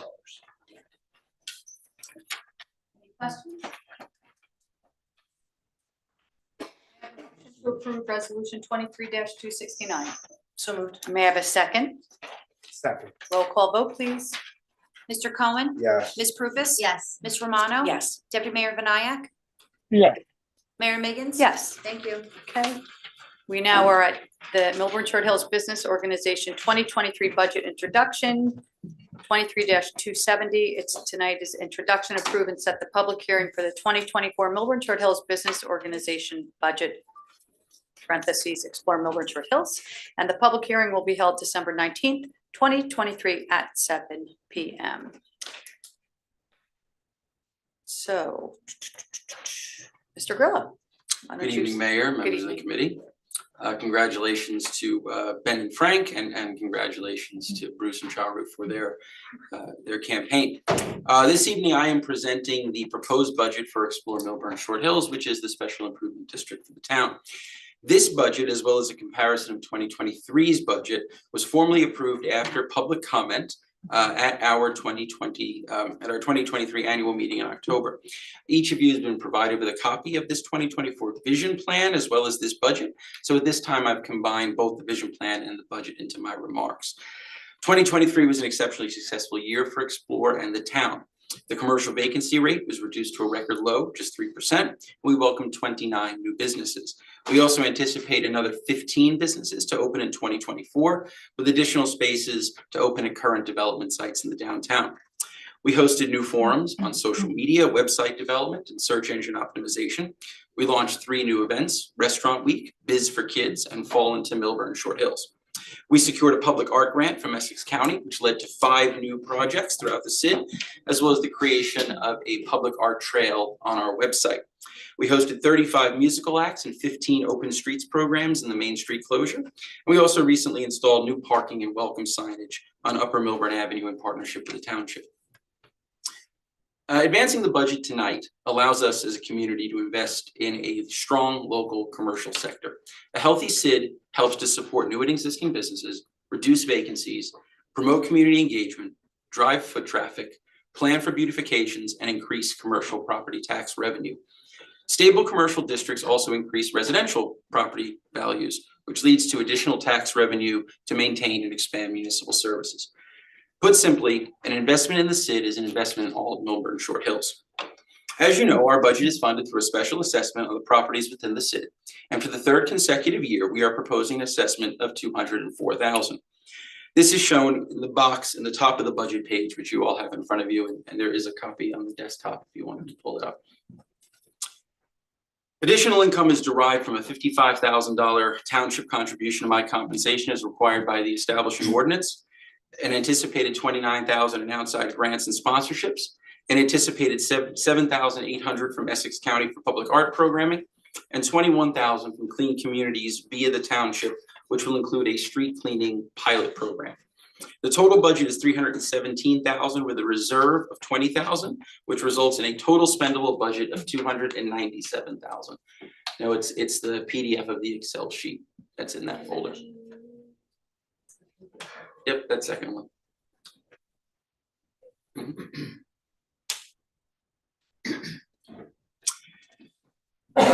In the lower box on the page that was there a second ago, I've detailed our 2024 expenses. So starting with staffing, I have a contract in place for $110,316, which is the same as my 2023 compensation, so there's no change there.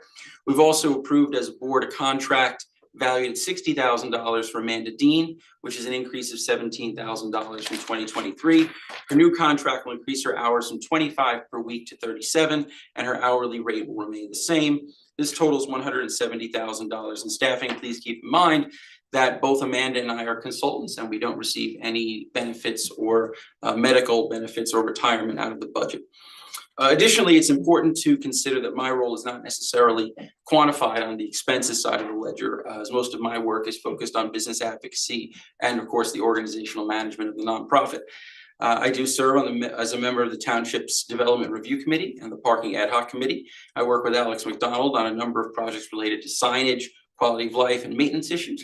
I assist property owners and tenants to address various issues, including real estate availability, project planning, permitting, signage, trash collection, and more. I also handle all of our grant writing. I manage the annual audit process. I oversee all financial and administrative compliance, and I manage the overall operations of the 501c3 nonprofit. In addition to compensation, we also have other costs which are shown, thank you, in the professional services and operation line.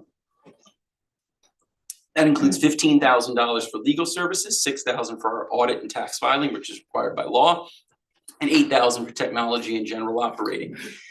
There is a new expense for board training in the amount of $1,000 with the assumption that we'll have several new board members next year who will need training on nonprofit operations. We intend to spend approximately $84,000 on stakeholder-facing programs and services, including events, marketing, live music, streetscaping, and business education. We plan to generate $29,000 in sponsorships thanks to Amanda's additional hours, which will help her pursue more sponsorships and free up my time to pursue more grants. If we meet our goals, we'll be investing almost $12,000 more in 2024 towards those services than in 2023. Some of those specific services include Founding Day, Restaurant Week, Girls Night Out, and live music. Educational programs will focus on social media, point of sale improvements, business security. We actually just hosted a session with the police department this week. Flood insurance, combating inflation, and various NJEDA programs, including their free website design program, which multiple businesses in the city have already accessed. We'll develop a new social media campaigns, and we'll strategize methods to engage our growing Chinese and Indian communities. We will again clean and mulch 50 tree pits and manage our 30+ planters throughout the town. Finally, our Essex County Public Art Grant is broken out as a separate portion on the bottom of that budget due to reporting requirements. And it's budgeted at an estimated $11,800 between grants and our required matching funds. If we are awarded a different amount than this, that line will be amended. So coming full circle, as you can sort of see at the bottom of that, our total spendable budget is $297,000. $20,000 is set aside every year as a reserve. And so we will have a total budget of $317,000. And with that, I'm happy to answer any of your questions. Ms. Romano, do you have any questions? I do. Where did that packet of 36 letters in support of the SID come from? I mean, why haven't we seen those? Because I just got them tonight, so I'm sure Christina will copy. Okay, but I guess my question is for Steve, and like, where did those letters come from, and why haven't we received them? And when did you receive them? And how are they solicited? So I sent emails out to a number of businesses that we work with and asked them to offer their support for our budget as it directly benefits them. That's the point, right? They're stakeholders. Yeah. And so they've been sending them to me over the last 2 or 3 days, and I was receiving them up to 5 o'clock today. Okay.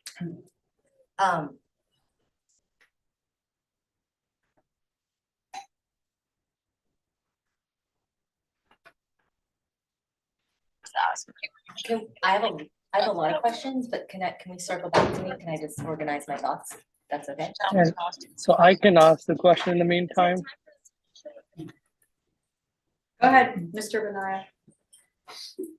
So, Steve, if I heard today that you got the contract for multiple years from SID board, if anything happens to SID and it gets dismantled earlier than your contract, what happened in that case scenario? Does Township owe you money? Does SID board owe you money, or does that contract get canceled? If the SID were to be disbanded, my contract and Amanda's contract would become void. Okay. But thank you so much, sir. Would there be, they're void, but is there a payout with the void? There is no payout. No payout. So if your contract is voided, there's a 30-day notice, and then that would be it. Correct. And it would take 30 days to put all the affairs in order. To resolve the SID, and then also in Mr. terms of Benaya, could you mute, please? I think it might be you with the background. also in terms of both of our contracts, they do have 30-day termination clauses at any time by both parties. For any reason. For any reason, correct. So, Hold on. Oh, We'll sorry. Go back to you in a second. Mr. Cohen? I'm good. You're good. Okay, Ms. Prupus, now we'll go to you. Okay, so speaking about the 5-year contract and the 2-year contract, if they can be terminated within 30 days from either side, how and why was this contract even developed and signed? So the way that the ordinance is written is the executive director and any other staff, their contract is subject only to the approval of the SID board. It is not subject to the approval of the township committee. So the SID board can offer any vendor, any contractor, whatever they want. It's within their jurisdiction. So the conversation between myself and the executive committee was that I felt that I wanted to stay for 5 more years. I think there's additional work that needs to be done, and we felt that, especially given the climate in the SID world, you're probably not out there getting SID job offers, but every few weeks there's a new town looking for a new director, and we felt that that would create instability. And so what we wanted to do was lock myself in, lock Amanda in, and now we have organizational continuity for the next 2 years in terms of Amanda and the next 5 years for myself. The plan was to create a not-for-profit that can function in an ongoing basis. Okay. There's no trust. Right. So 29,000 for sponsorships, and what happens if that's not guaranteed? Sure. And you're saying that all that money is going towards programming, but what happens if you don't have that? So certainly a fair question. We've been quite successful this year in terms of selling our sponsorships. we feel that if we have the time and the manpower with Amanda working full-time to promote those events, that we can secure the 29,000. What would it result in is probably something like, instead of 35 live music shows, there would be 25 live music shows. Maybe we would not pay a vendor, to do a social media training class. So it wouldn't result in a wholesale cancellation of events or services. But like any other not-for-profit, you have to rely on what you can bring in, and you have to base your service portfolio on that. But given what we've experienced over the last 3 years, I think we feel very confident that we can raise that revenue. Okay, so going back to the old DMDA, which is actually very much to how and why I'm sitting in this position today. That was my entry point in. There, I see some of the same kind of repetitive actions that were problematic. So the percentage of what was salaried, or going to administrative costs versus what was going to the actual businesses, that's problematic for me. I want to address kind of the conversation about you being a consultant. Can you explain that? Because that was also prior to the last director of the DMDA also had a full-time business in the downtown, and it was like this, how is that even happening? So I think that's a really valid concern, and I'd like for you to address it. Okay, so the first point I think is important with the DMDA is that the DMDA's total assessment was 206,000 to serve the downtown. Ours is 204, and we serve 5 districts and 250 more businesses than the DMDA did. So I think it's important to just keep in mind when we're talking about percentage of revenue that's dedicated to administrative services. Wait, but you're talking about $50,000 also coming from the town, so you have to give that full picture. Agreed, but what we're talking about, right, is yes, a large percentage goes to administration, but that's because we're serving 250 more businesses in 4 additional districts on the same assessment as the DMDA. But you have a bigger budget than that assessment. That is true, but I just want to make sure that you're understanding that assessment, right, what it costs the businesses that are being assessed and the property owners that are being assessed is the same as it was for the DMDA. Actually, there's 4 other districts that weren't included in the DMDA. Right, so the downtown property owners are Are actually paying paying less, but significantly then less. the other ones are paying something that they've never paid before. That is true, and they're benefiting from it, and they're receiving services from it. Well, that is questionable, right? That is your opinion that they're benefiting. I think my opinion carries some weight. I've been the executive director for 2.5 years. Well, so I haven't heard anything, like, that's why I was surprised about the letters, because I haven't heard anything from any of the businesses. So, but anyway. Can I ask that question, Tara? When you say yes, sure, it goes on to you. Yeah. When you say the budget is more now, from 204 to 255, is that what you're talking about? No, now it's 297. Okay. Thank you. Yeah. The assessment is has not changed. right, and then there's the 55,000 that comes in from the town. Yeah. Right, that's in And the then it's the- establishing ordinance. Yeah, and it's the Right. 29. Everything else is added revenue. So the 21,000 coming from clean communities, for instance, that counts towards our budget. But that's the town giving us money to perform services that Right, they so can't do. that cancels out, because either the town's gonna perform it or you're gonna perform it. So that 21, I'm not concerned about it. Yeah, so really the only difference is the 55,000 that's in the establishing ordinance. And Right. that one was pre-COVID, this is post-COVID. As I understand it, the DMDA did not have a But portion we're of the. talking about you as a consultant. Well, that was So the back to first that. question. Yeah. You asked 2 questions. So The question is me as a what was the other one consultant. that you were answering? Because I'm like so far, what was the other one that you were answering my other I was question? answering question 1 first. Which was? The difference between the budgets. You had asked about DMDA. No, I didn't. But go on. Okay. I just You wanna know. pointed out, Yeah. like, I didn't ask, I know what the DMDA budget was, and I know what this budget is, so that's not the question. The question is, do do you have other jobs? Do you have other clients? Mhm. You have other clients? Of course, Okay. Right, so like, I own a consulting firm, I have other so clients. this is very problematic. I'm sorry, Steve. This is hugely problematic. Your work has, so how many hours are you working for your other clients? I work many hours for my other clients on okay. my own time, on weekends, on nights, and I don't, And when the township paid for you to go to the league, I was mean, representing the just township. Milburn, right? You weren't, I mean, I'm so sorry, I've been to the league. Like, there's no way you weren't having conversations there about all the work that you do and all the clients that you do, and so, like, If I told you that I was 100% representing Explore Milburn at the league, would you believe me? No.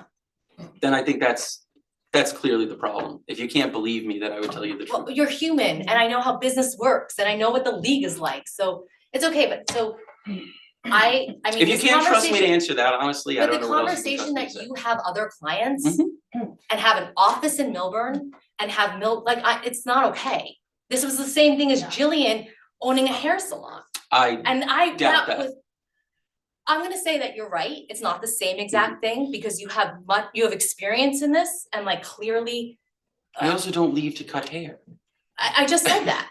But you are running, you have other clients. So this is not, it's not okay for me, like, this is a non-starter, this is not okay. I mean, our questions, this is not okay, I had no idea. How many hours? Excuse me, So- excuse me. Anyway, so I have other issues with the SID beyond, I have issues with the fact that it's appointed. People are paying an assessment, they're paying a tax, they need to have a vote. So they're the ones that need to be voting for the members of the SID board, as it was done with the DMDA. So that's one huge problem that I have. The second one is that I do not believe that the representation is equal across all the districts. I think it's a downtown organization, and I think it should be kept as a downtown organization, and I think that even before, like, I voted for the SID, right? I was that third vote, and I believe that we needed something. And in the past 3 years, I've seen that we don't need it beyond the downtown, and so I firmly believe in that. So for all of those reasons, I will not be passing, voting to pass the budget tonight. And I really think that the people who sit on the Explore board need to take like a huge look at the fact that Steve has other clients. So that's how I feel about it. Thank you. Yeah. Mr. Grillo, Yes, thank you for coming this evening. Just to be clear, the Township of Milburn paid for your registration to go to the League of Municipalities? Is that what I'm hearing? no, Explore Milburn did. Explore Milburn paid. Amanda and I both attended as representatives of Explore Milburn. Okay, so Explore Milburn paid for it. Okay, and hotel accommodations, did Explore pay for that? Or We did you- stayed one day and we did not stay overnight. Okay, thank you very much for clearing that up. The 33 letters, which Ms. Gaddy, you'll give us all copies of tomorrow, thank you very much. Out of those 33 letters, can you give a breakdown of how many of them were from the downtown and how many were from the other business districts? I can't give you an accurate, I don't know exactly how many. Okay, so we'll get that all tomorrow, terrific. How many businesses, since you've been here, have left? We actually reported on that at our board meeting. I think the number was 27 or 28. And I believe 18 of those have been replaced by new businesses. Okay, and you know what they say, a third don't last, so.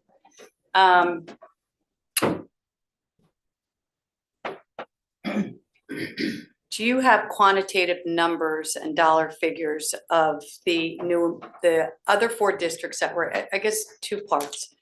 The other 4 districts that were added, have they seen I'd like to know what the vacancy rate is on those districts. I'd like to know those businesses that are in there, since they've become, if they were there before, are they still there now? And have they seen an increase in their business? What's their bottom line? Has their bottom line increased? Yeah, so I And can then easily if- produce the vacancy rate data. the Vacancy new rate, but business data. also if I'm Taste Buddy and I've been there for 4 years and I was making $20 a day in profit. I'm now, because of the DA or Explore Milburn, I'm now making $50 a day profit. I think that would be important for us to know, are these businesses making more money because now they're part of the SID? Or are they not making more money? And what's the vacancy rate? And how many in these new districts, these new 4 districts, how many of these businesses were there but are no longer there? Do you see what I'm saying? How many have left those new districts? Sure. Yeah. Do you know perchance, and some of this, you know, I'll blame on certain landlords in downtown who don't fill their spaces sometimes, and we've seen buildings remain vacant for years. Also, at the same time, could you find out what the dollar increase has been for the, you know, we closed the Main Street down and it's a whole cluster bomb. But when we close the Main Street down or when we're doing special events, are the businesses in the town seeing an increase in their business? Does it help to sustain them? Or it doesn't, it makes no difference. I know we had all discussed, was that with you and I? With when the chamber, you know, the chamber was doing, you know, closing the downtown and having a street fair. Well, that didn't benefit our businesses. So we said, don't do that. Run another 5K for us. But, you know, that didn't benefit, it benefited outside vendors and didn't benefit us. So I think that's important to look at as well. I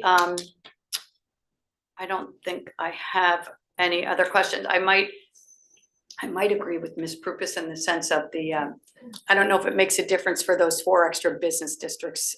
So that's why I think it would be important to kind of look at that. I think most of, I'd love to know something like a town like Summit, like they have their big downtown and they have a pretty amazing SID, but do they also include down by Natal's? Is that I can part of answer it? that for you. Okay. And I actually enumerated this to an email to Ms. Prupus earlier today.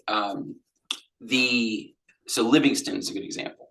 Every business in the town of Livingston is in the improvement district, which is uncommon, right? But they charge a 2-tiered system. So the downtown core pays a higher rate than the businesses in the outer sections. Obviously, the anticipation is that there's less need or less services rendered, but it doesn't exclude those businesses in the exterior areas from receiving certain benefits. So that is something you could implement here if you said, you know, we don't want to necessarily remove all the benefits from those businesses and property owners, but we also feel that there is more of a focus on the downtown because of it being the downtown of the town. You could create a tiered system as well. That's done in our neighbors in Livingston. But not, so Summit was one I thought about. But then there's other town like Maplewood, they have distinct different bits, They do. different areas. I would, to be candid, you would never generate enough revenue to run a SID if you created 5 separate SIDs in this town. It would either be the downtown. Well, I don't think there's a need for 5 separate SIDs in this town. Right, but it's not even a need question, right? It's literally a revenue question. How much money could you generate? And there's not enough money in terms of the commercial assessments to make it worthwhile. So you could do this tiered system. You could eliminate the outer districts wholly. You could eliminate the SID. It's, you know, there's all different options. Also, I think it would be important to know, most of the time in these other districts, the business owners aren't necessarily the people in the stores, as it were. So I think it would be important to know in these outer districts. So for instance, in the building that I'm in, I don't own the building, but Mr. Nalick gets, I'm sure, assessed. I'm sure it's in my rent too. But did it increase my business? Did it decrease my business? You know, those types of things. I think that would be important that you know from, especially the outer districts, because it seems as if you're having all of these activities, it appears as if 90% of the activities take place downtown. So therefore 90% of the taxes should be assessed to the downtown rather than, you know, again, to Ms. Prupus's point, do you need all these districts or should it just be focused on the downtown? Right, and then 90% of the board seats should be downtown, either property owners or merchants in the downtown. Yeah. So I'd like to. Yes. Well, 2 things. First of all, 2 questions. What? Oh, sorry.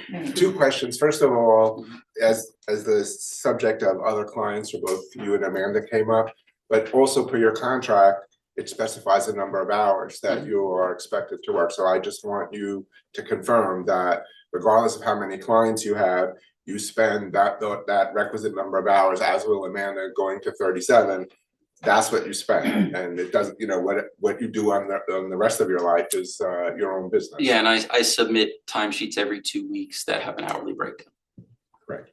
And then as for the other districts, that may be true today, but certainly the Upper Milburn district, things are changing there. When the Metropolitan starts renting, that will become a much more heavily trafficked area. So before we're a little hasty about, you know, it's not the downtown, but it's kind of a pretty, it will be a very busy area, I expect, given the density of that Springfield project. So again, the needs of those businesses, I mean, that, and perhaps, you know, that will also give you an opportunity to organize more events in that sector. Yeah, we're actually, Amanda's done a great job working with the leasing office at the Metropolitan.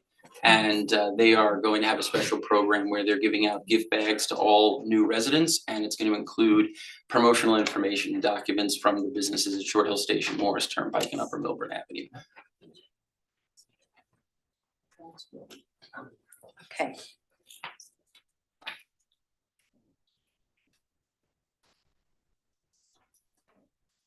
Public hearing and consideration of adoption of the 2024 budget is scheduled for the December 19th Township Committee meeting, which begins at 7 p.m. here at Town Hall. The introduced budget is available in the Township Clerk's office and will also be posted on the Township website. Once the annual assessment roll is certified by our tax assessor, letters will be sent to each property owner within the district, and the full roll call will be posted on our website.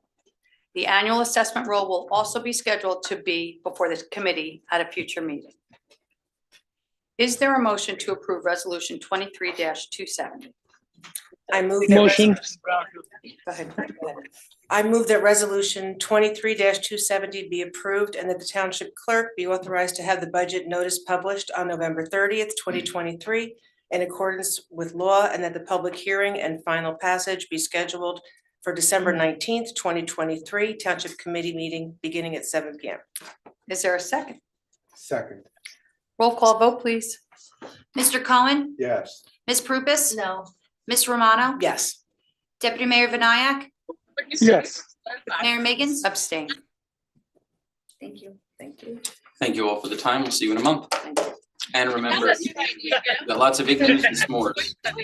And you know, one last comment on this before I have to drop off is our regular township employee cost us, when we started 3 years ago, it was close to $150,000, including medical benefits and pension plan, and now it's close to $175,000 each employee. And this one that we are talking about Steve, is about $55,000 we are paying, and $105,000 is what he is getting paid a year. So I wouldn't consider him anything other than consultant, because he's getting paid also that way. And thank you. I have to leave now, board the flight. Thank you. Thank you, all. Deputy Mayor Vinayak. Safe travels. Thank you. Thank you, Mayor. Thank you. Mr. Cohen, you are scheduled to sponsor 2655-23. Okay. I would like to present an ordinance entitled Ordinance 2655-23, ordinance amending and supplementing the Township of Milburn indemnification ordinance.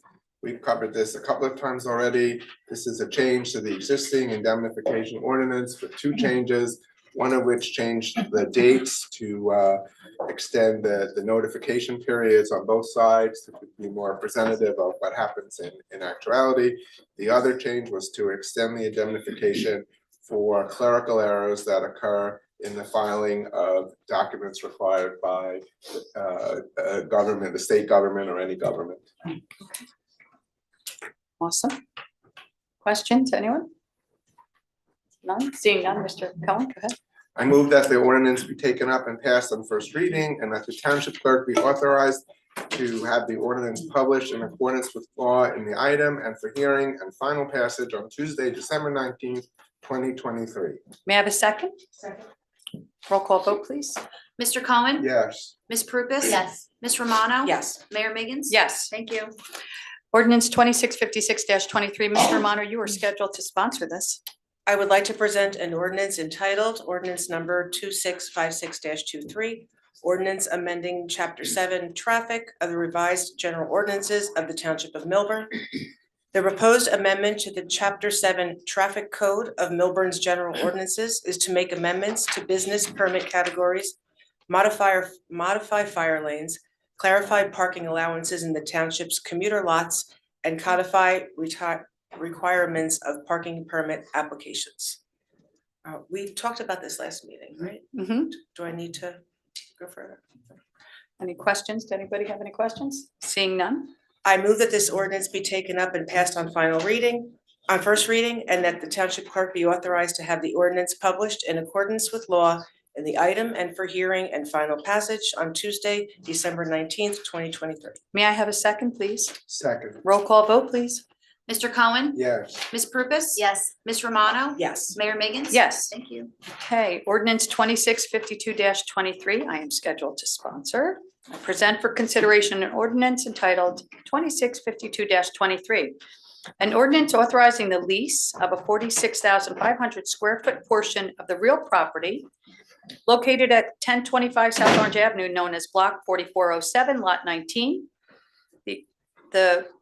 This ordinance is being proposed to authorize the township to enter into a lease agreement for a portion of the real property located at 1025 South Orange Avenue in order to provide sports fields for township organized recreation program. Tonight is the time to set for the public hearing and final passage as advertised in accordance with state law.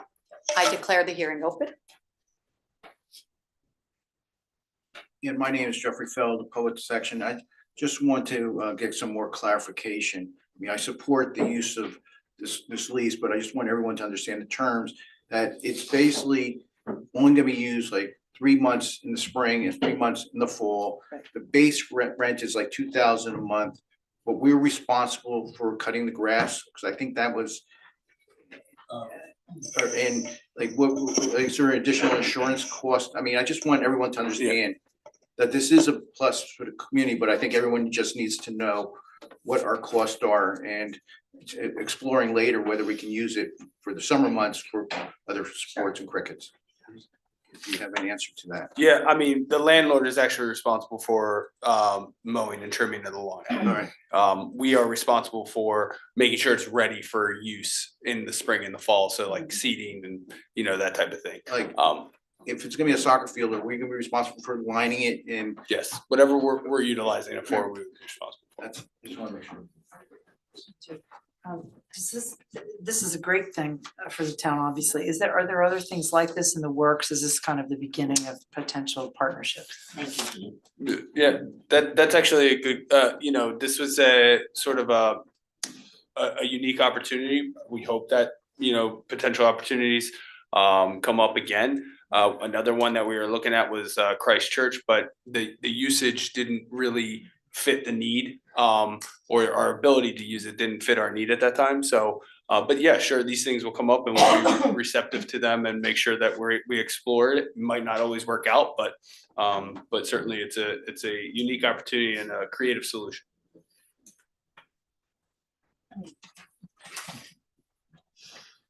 Jay Morelia, I agree, this is a fantastic solution to a problem that's been noted for years. I do want to just follow up on Mr. Feld's question. Are there any major pieces of work planned to make the fields ready for use? I'm assuming we're not going to turf it or anything like that, but is it just going to be small stuff like lining and putting bases out if baseball's played or whatever? Yeah. So no, it won't be baseball, but I'll just so for everybody's edification, tenant shall be responsible for the application of fertilizer to, you know, similar to what we do to our own fields, making sure that's noticed as we do with our own fields if it's necessary. Slice seeding and overseeding of the fields approximately twice a year. We'll be responsible for trimming trees as needed. I don't anticipate that being an issue necessarily. And then painting the premises for whatever we're using it for. Those are our responsibilities.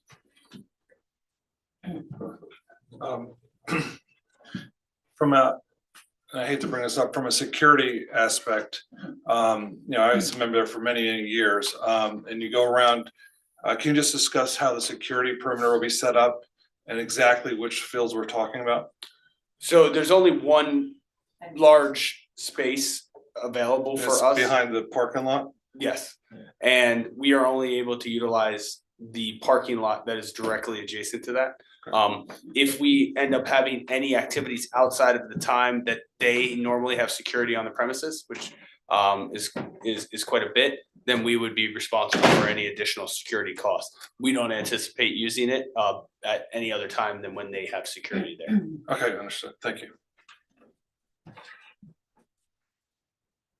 Okay, I move that this public hearing be closed and the ordinance be adopted on final reading, and that the township clerk be directed to publish the ordinance by title as passed on final reading in accordance with law. May I have a second?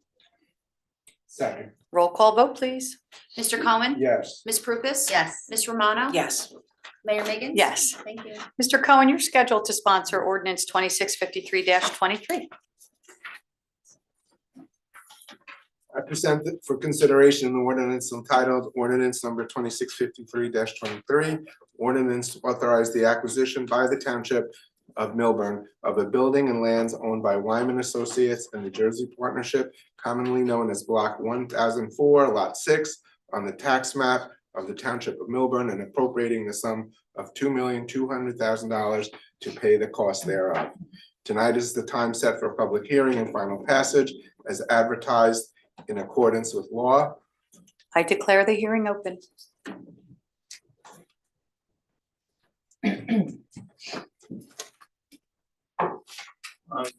Phil, poet section, I just suggest that this ordinance be just postponed for 2 weeks. And this goes back to when we're talking about transparency.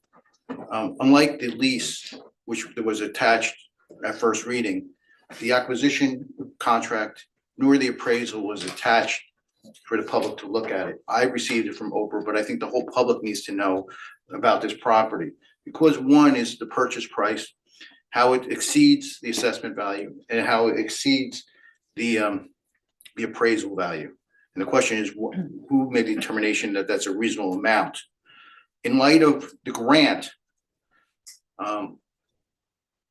does that apply? Will that money be used to reduce or reimburse us for the purchase price, or is that going to be used for remediation of the renovation of the project?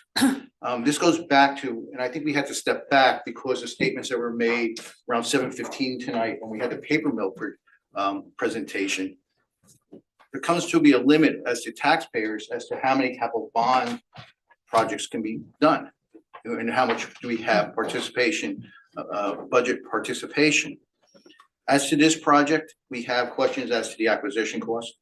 At some point, there's going to have to be costs for renovating the property. And also, what's interesting, you approved the bond ordinance by it prior to doing the acquisition. In the newspapers, the property we're buying, if you read the appraisal, the building is obsolete. It's like 60 years old. It will have a useful life of 40 years. And the question is, are we getting a good investment? Because right now, we're going to lose a property from our tax rolls. It goes into the equation. I understand the need for a senior citizen facility, but we have areas, at Keller Park and the public library. But I think at some point we have to step back, and this goes back to what earlier this evening when we were talking about the best practice inventory. This is a capital project. It wasn't included in the budget process. You're now coming to you saying we need this capital project. We need to look at the long-term frames, because I think if we ask the citizens, I think more people will say, I'd rather put money into the paper mill than into the senior citizen project. And I think given the time that we should have answers as to what is really going to be the total cost of this project. Is it just the acquisition? What is going to be the cost of retrofitting this project? Thank you. Thank you, Mr. Fell.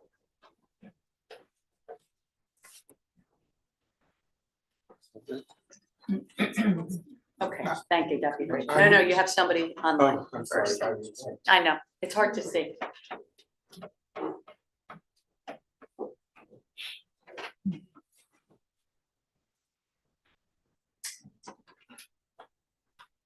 Good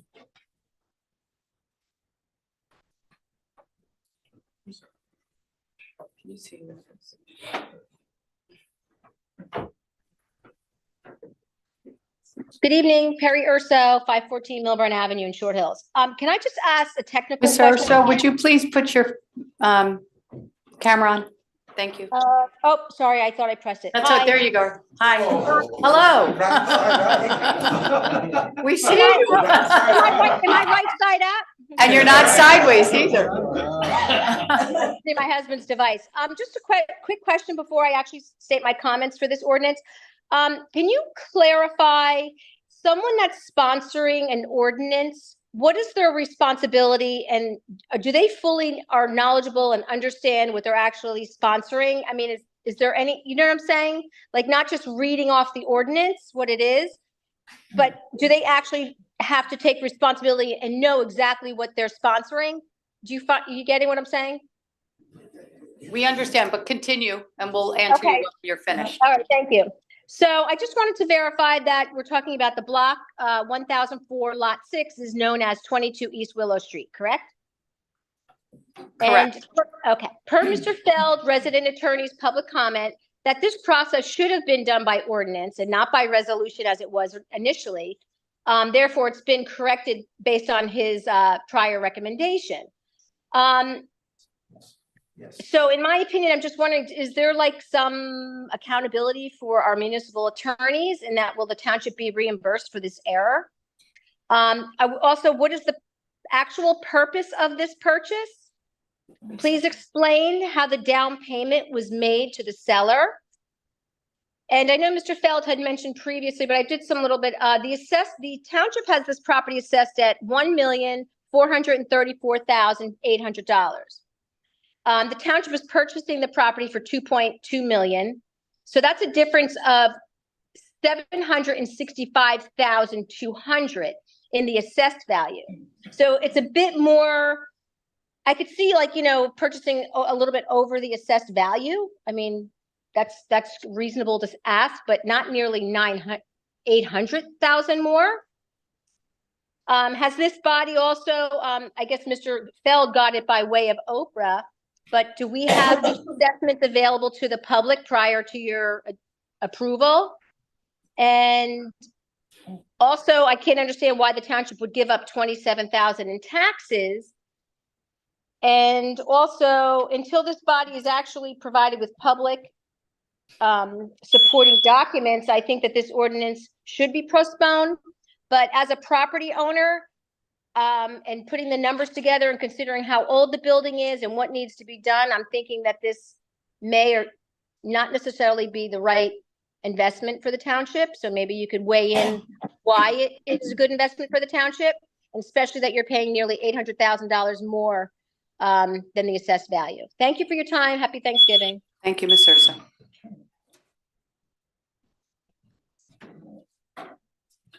Hi, Ben Stoller. On this project, it certainly feels like you may be being maligned. Maggie, Ms. Miggins, I'm sure you're a realtor, you've done all the work. We all know that assessed value doesn't equal market value. Thank you. There's got to be a process that you went through. Maybe you can articulate to the general public the process that went through in terms of how the price of 2.2 million was determined, et cetera, et cetera. I think just more information is better in this case, as well as possible additional uses of that land and how that would benefit the overall population versus $27,000 in taxes. I certainly believe residents are entitled to that information. Thank you. Thank you.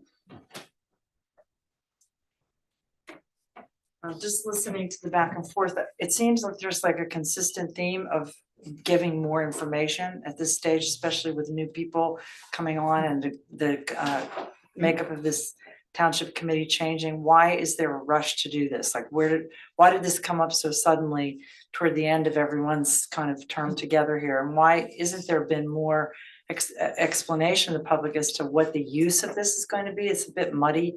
Like, I really can't articulate what this is going to be used for. I heard something about possible senior center. And then what will be the ongoing cost? And what's kind of the net present value of this investment to the community? What are we doing? Like, I really don't get it. I have to be honest. Thanks.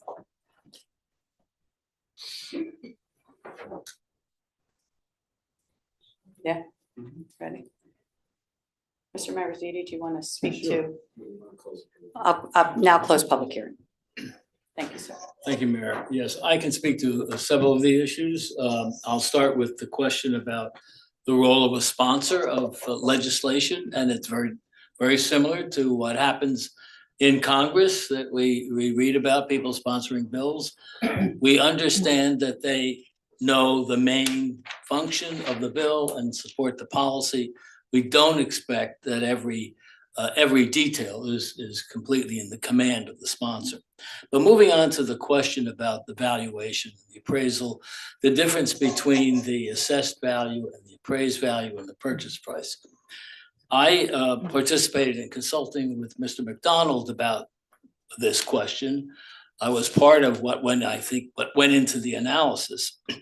And it's a question that comes up often when there is an appraisal of property that is desired by a public body, and there's a property owner who would like to have more for it than the appraised value.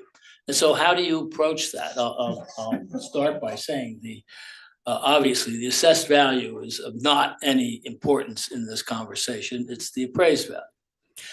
Is the appraised value a black and white determination of the market value of property at a given time? The answer is no, it's not. It is an assumption based upon a whole series of information and the expertise of the appraiser as to what the property is worth, but it is not a black and white scientific determination. It's an art more than a science. So there is some opportunity to have flexibility in negotiating the purchase of property desired by a public body. And what you take into consideration there is the extent to which you are avoiding costs that would otherwise be incurred if you were to go through the extreme. It certainly would not contemplated here, but you look at the question of what it would take if you were going to acquire the property by eminent domain, which is a valid way to acquire public property for a public purpose.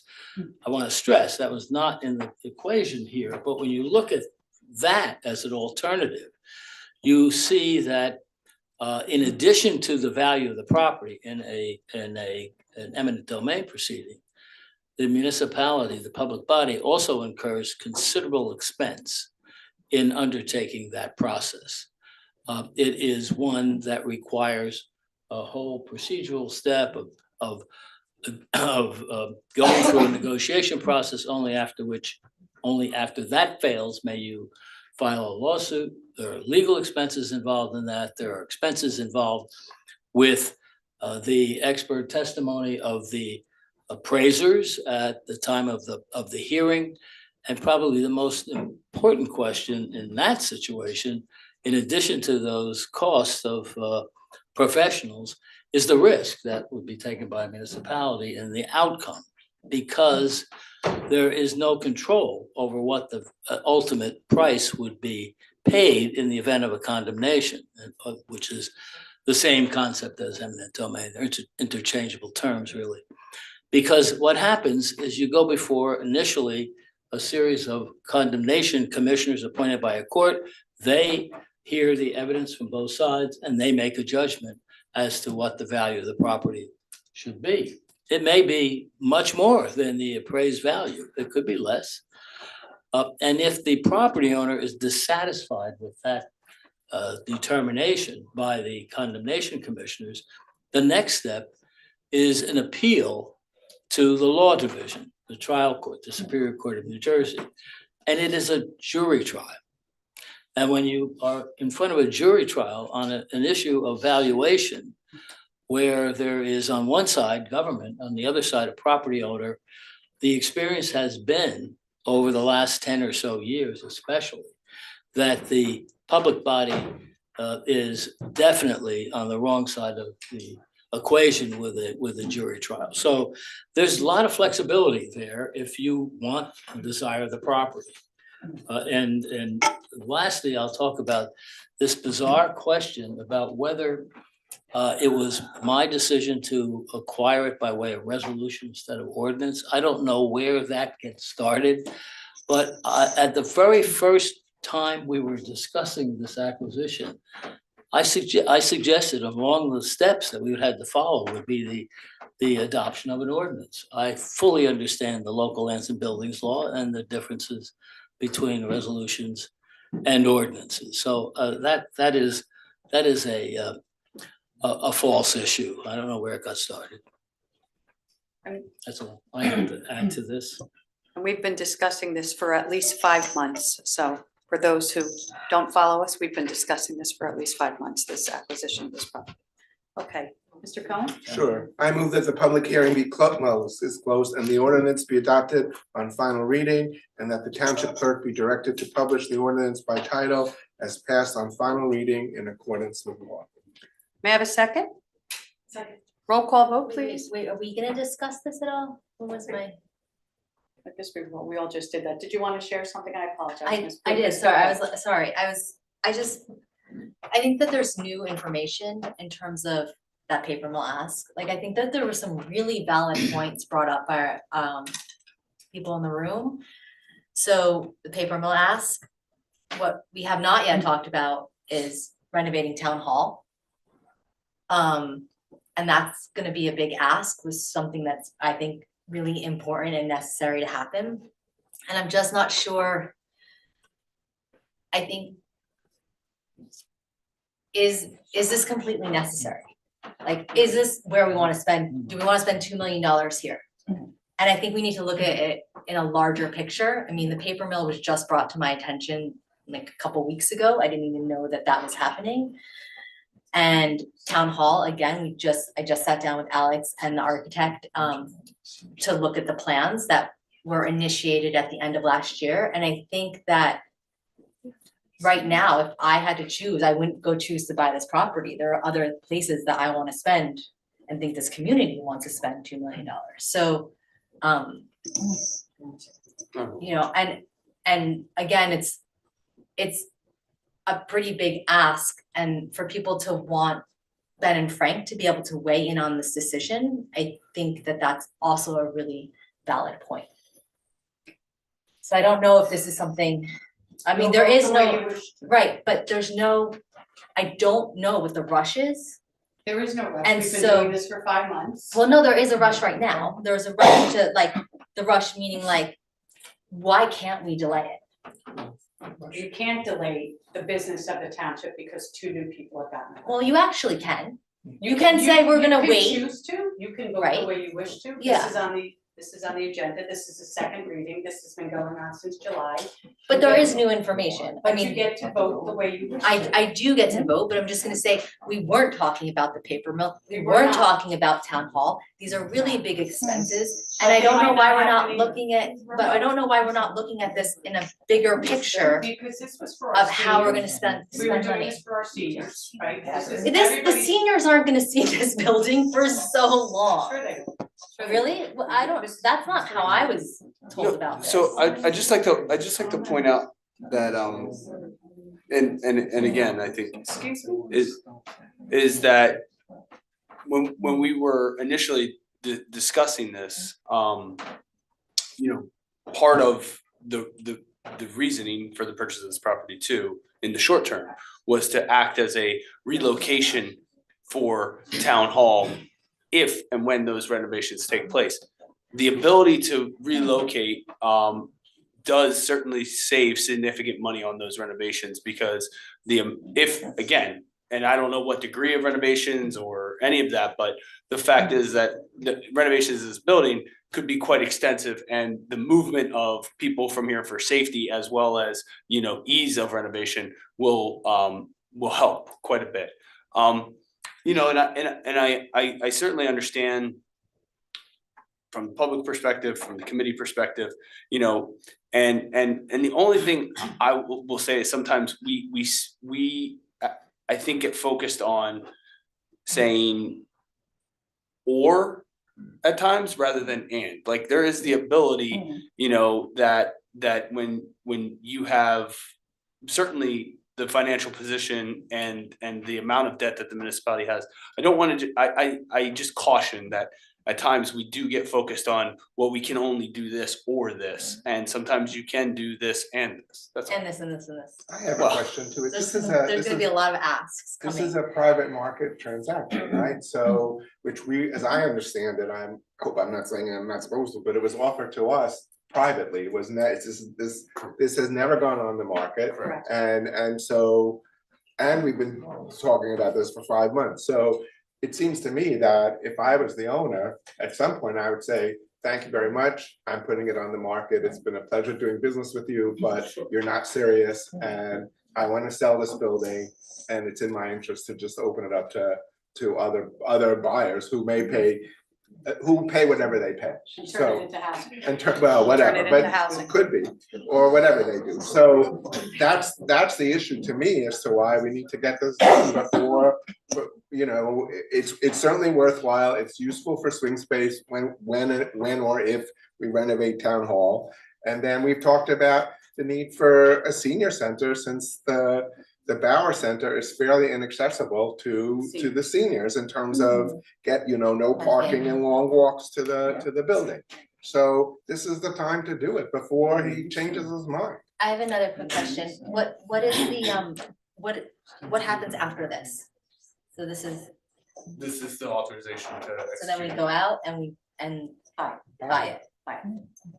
And on that point, to the point of it being a private transaction, there's a contract with a closing date. I believe it's in December. And, if we miss that, then to your point, we don't have any legal control over what happens next. So now we roll call vote, please.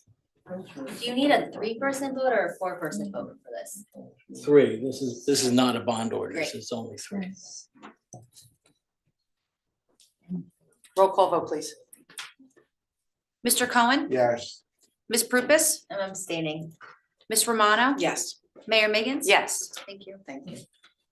Ms. Romano, you were scheduled to sponsor ordinance 2654-23. I present for consideration an ordinance entitled ordinance number 2654-23. Ordinance to amend the Milburn Township Code to provide for the assessment of fees for the connection of sewage facilities to the municipal sanitary sewage system of the Township of Milburn. The purpose of this ordinance is to revise language in the township's connection fee ordinance to increase the fee for the basic connection charge from $1,800 to $2,100 in accordance with the formula set forth in the state statute.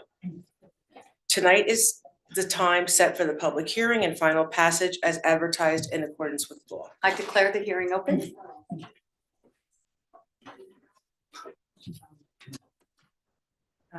Apparently the people that are speaking. did it wrong, it's my fault. okay. I hit remove instead of taking up panelists, that's my fault. But they can come back on. If you remove somebody from Zoom, they can't I come don't back in. think they can. Then they That's can what I call just in. looked up on my phone. They can call in. Yeah, So I'm gonna read something that's. yeah, I Yeah. apologize. No, it's okay, it's fine. You're Next fine, time you'll Krista. learn, that's okay.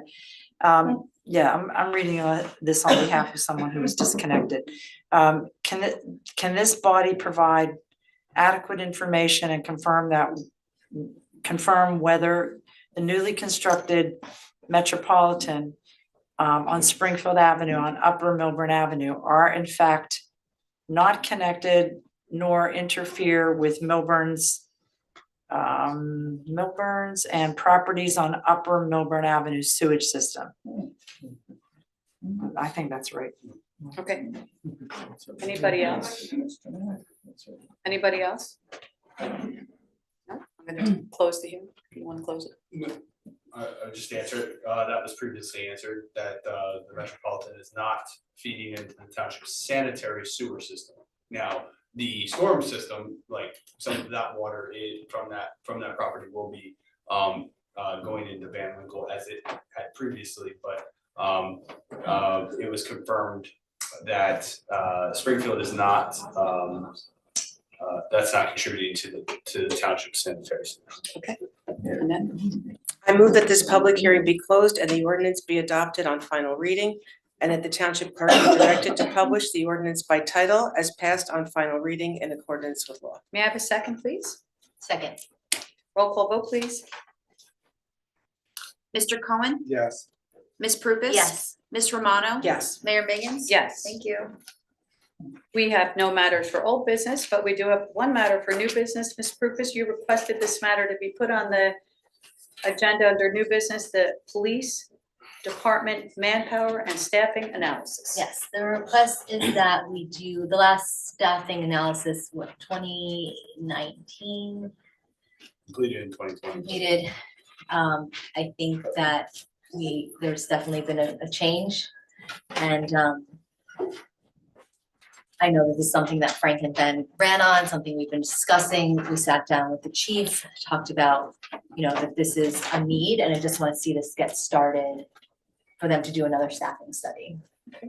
Do we have consensus from the TC for that? Yes. Okay. Great, so that was easy, and just that, Frank and Ben want to be part of figuring out who that company is, but I think we can do that offline. Offline. And Yes. it will probably take A little bit of time. Go into next year. Yeah. And just one other piece of that conversation that we had with the chief was about the actual physical space of the police department and how that is a constraint for them. And this ties into town hall, that part of the town hall revisions, and hopefully in the beginning of 2024, we will share that with the community and kind of start that conversation, would be to move the court to build a new committee room and have that committee room also serve as a court room, and to free up space in the police department. So that would relieve some of their constraints, potentially for more personnel to be situated over there. Awesome. May I have a motion to adjourn the meeting? So. Second, all those in favor? Good night, Milburn Short Hills. Happy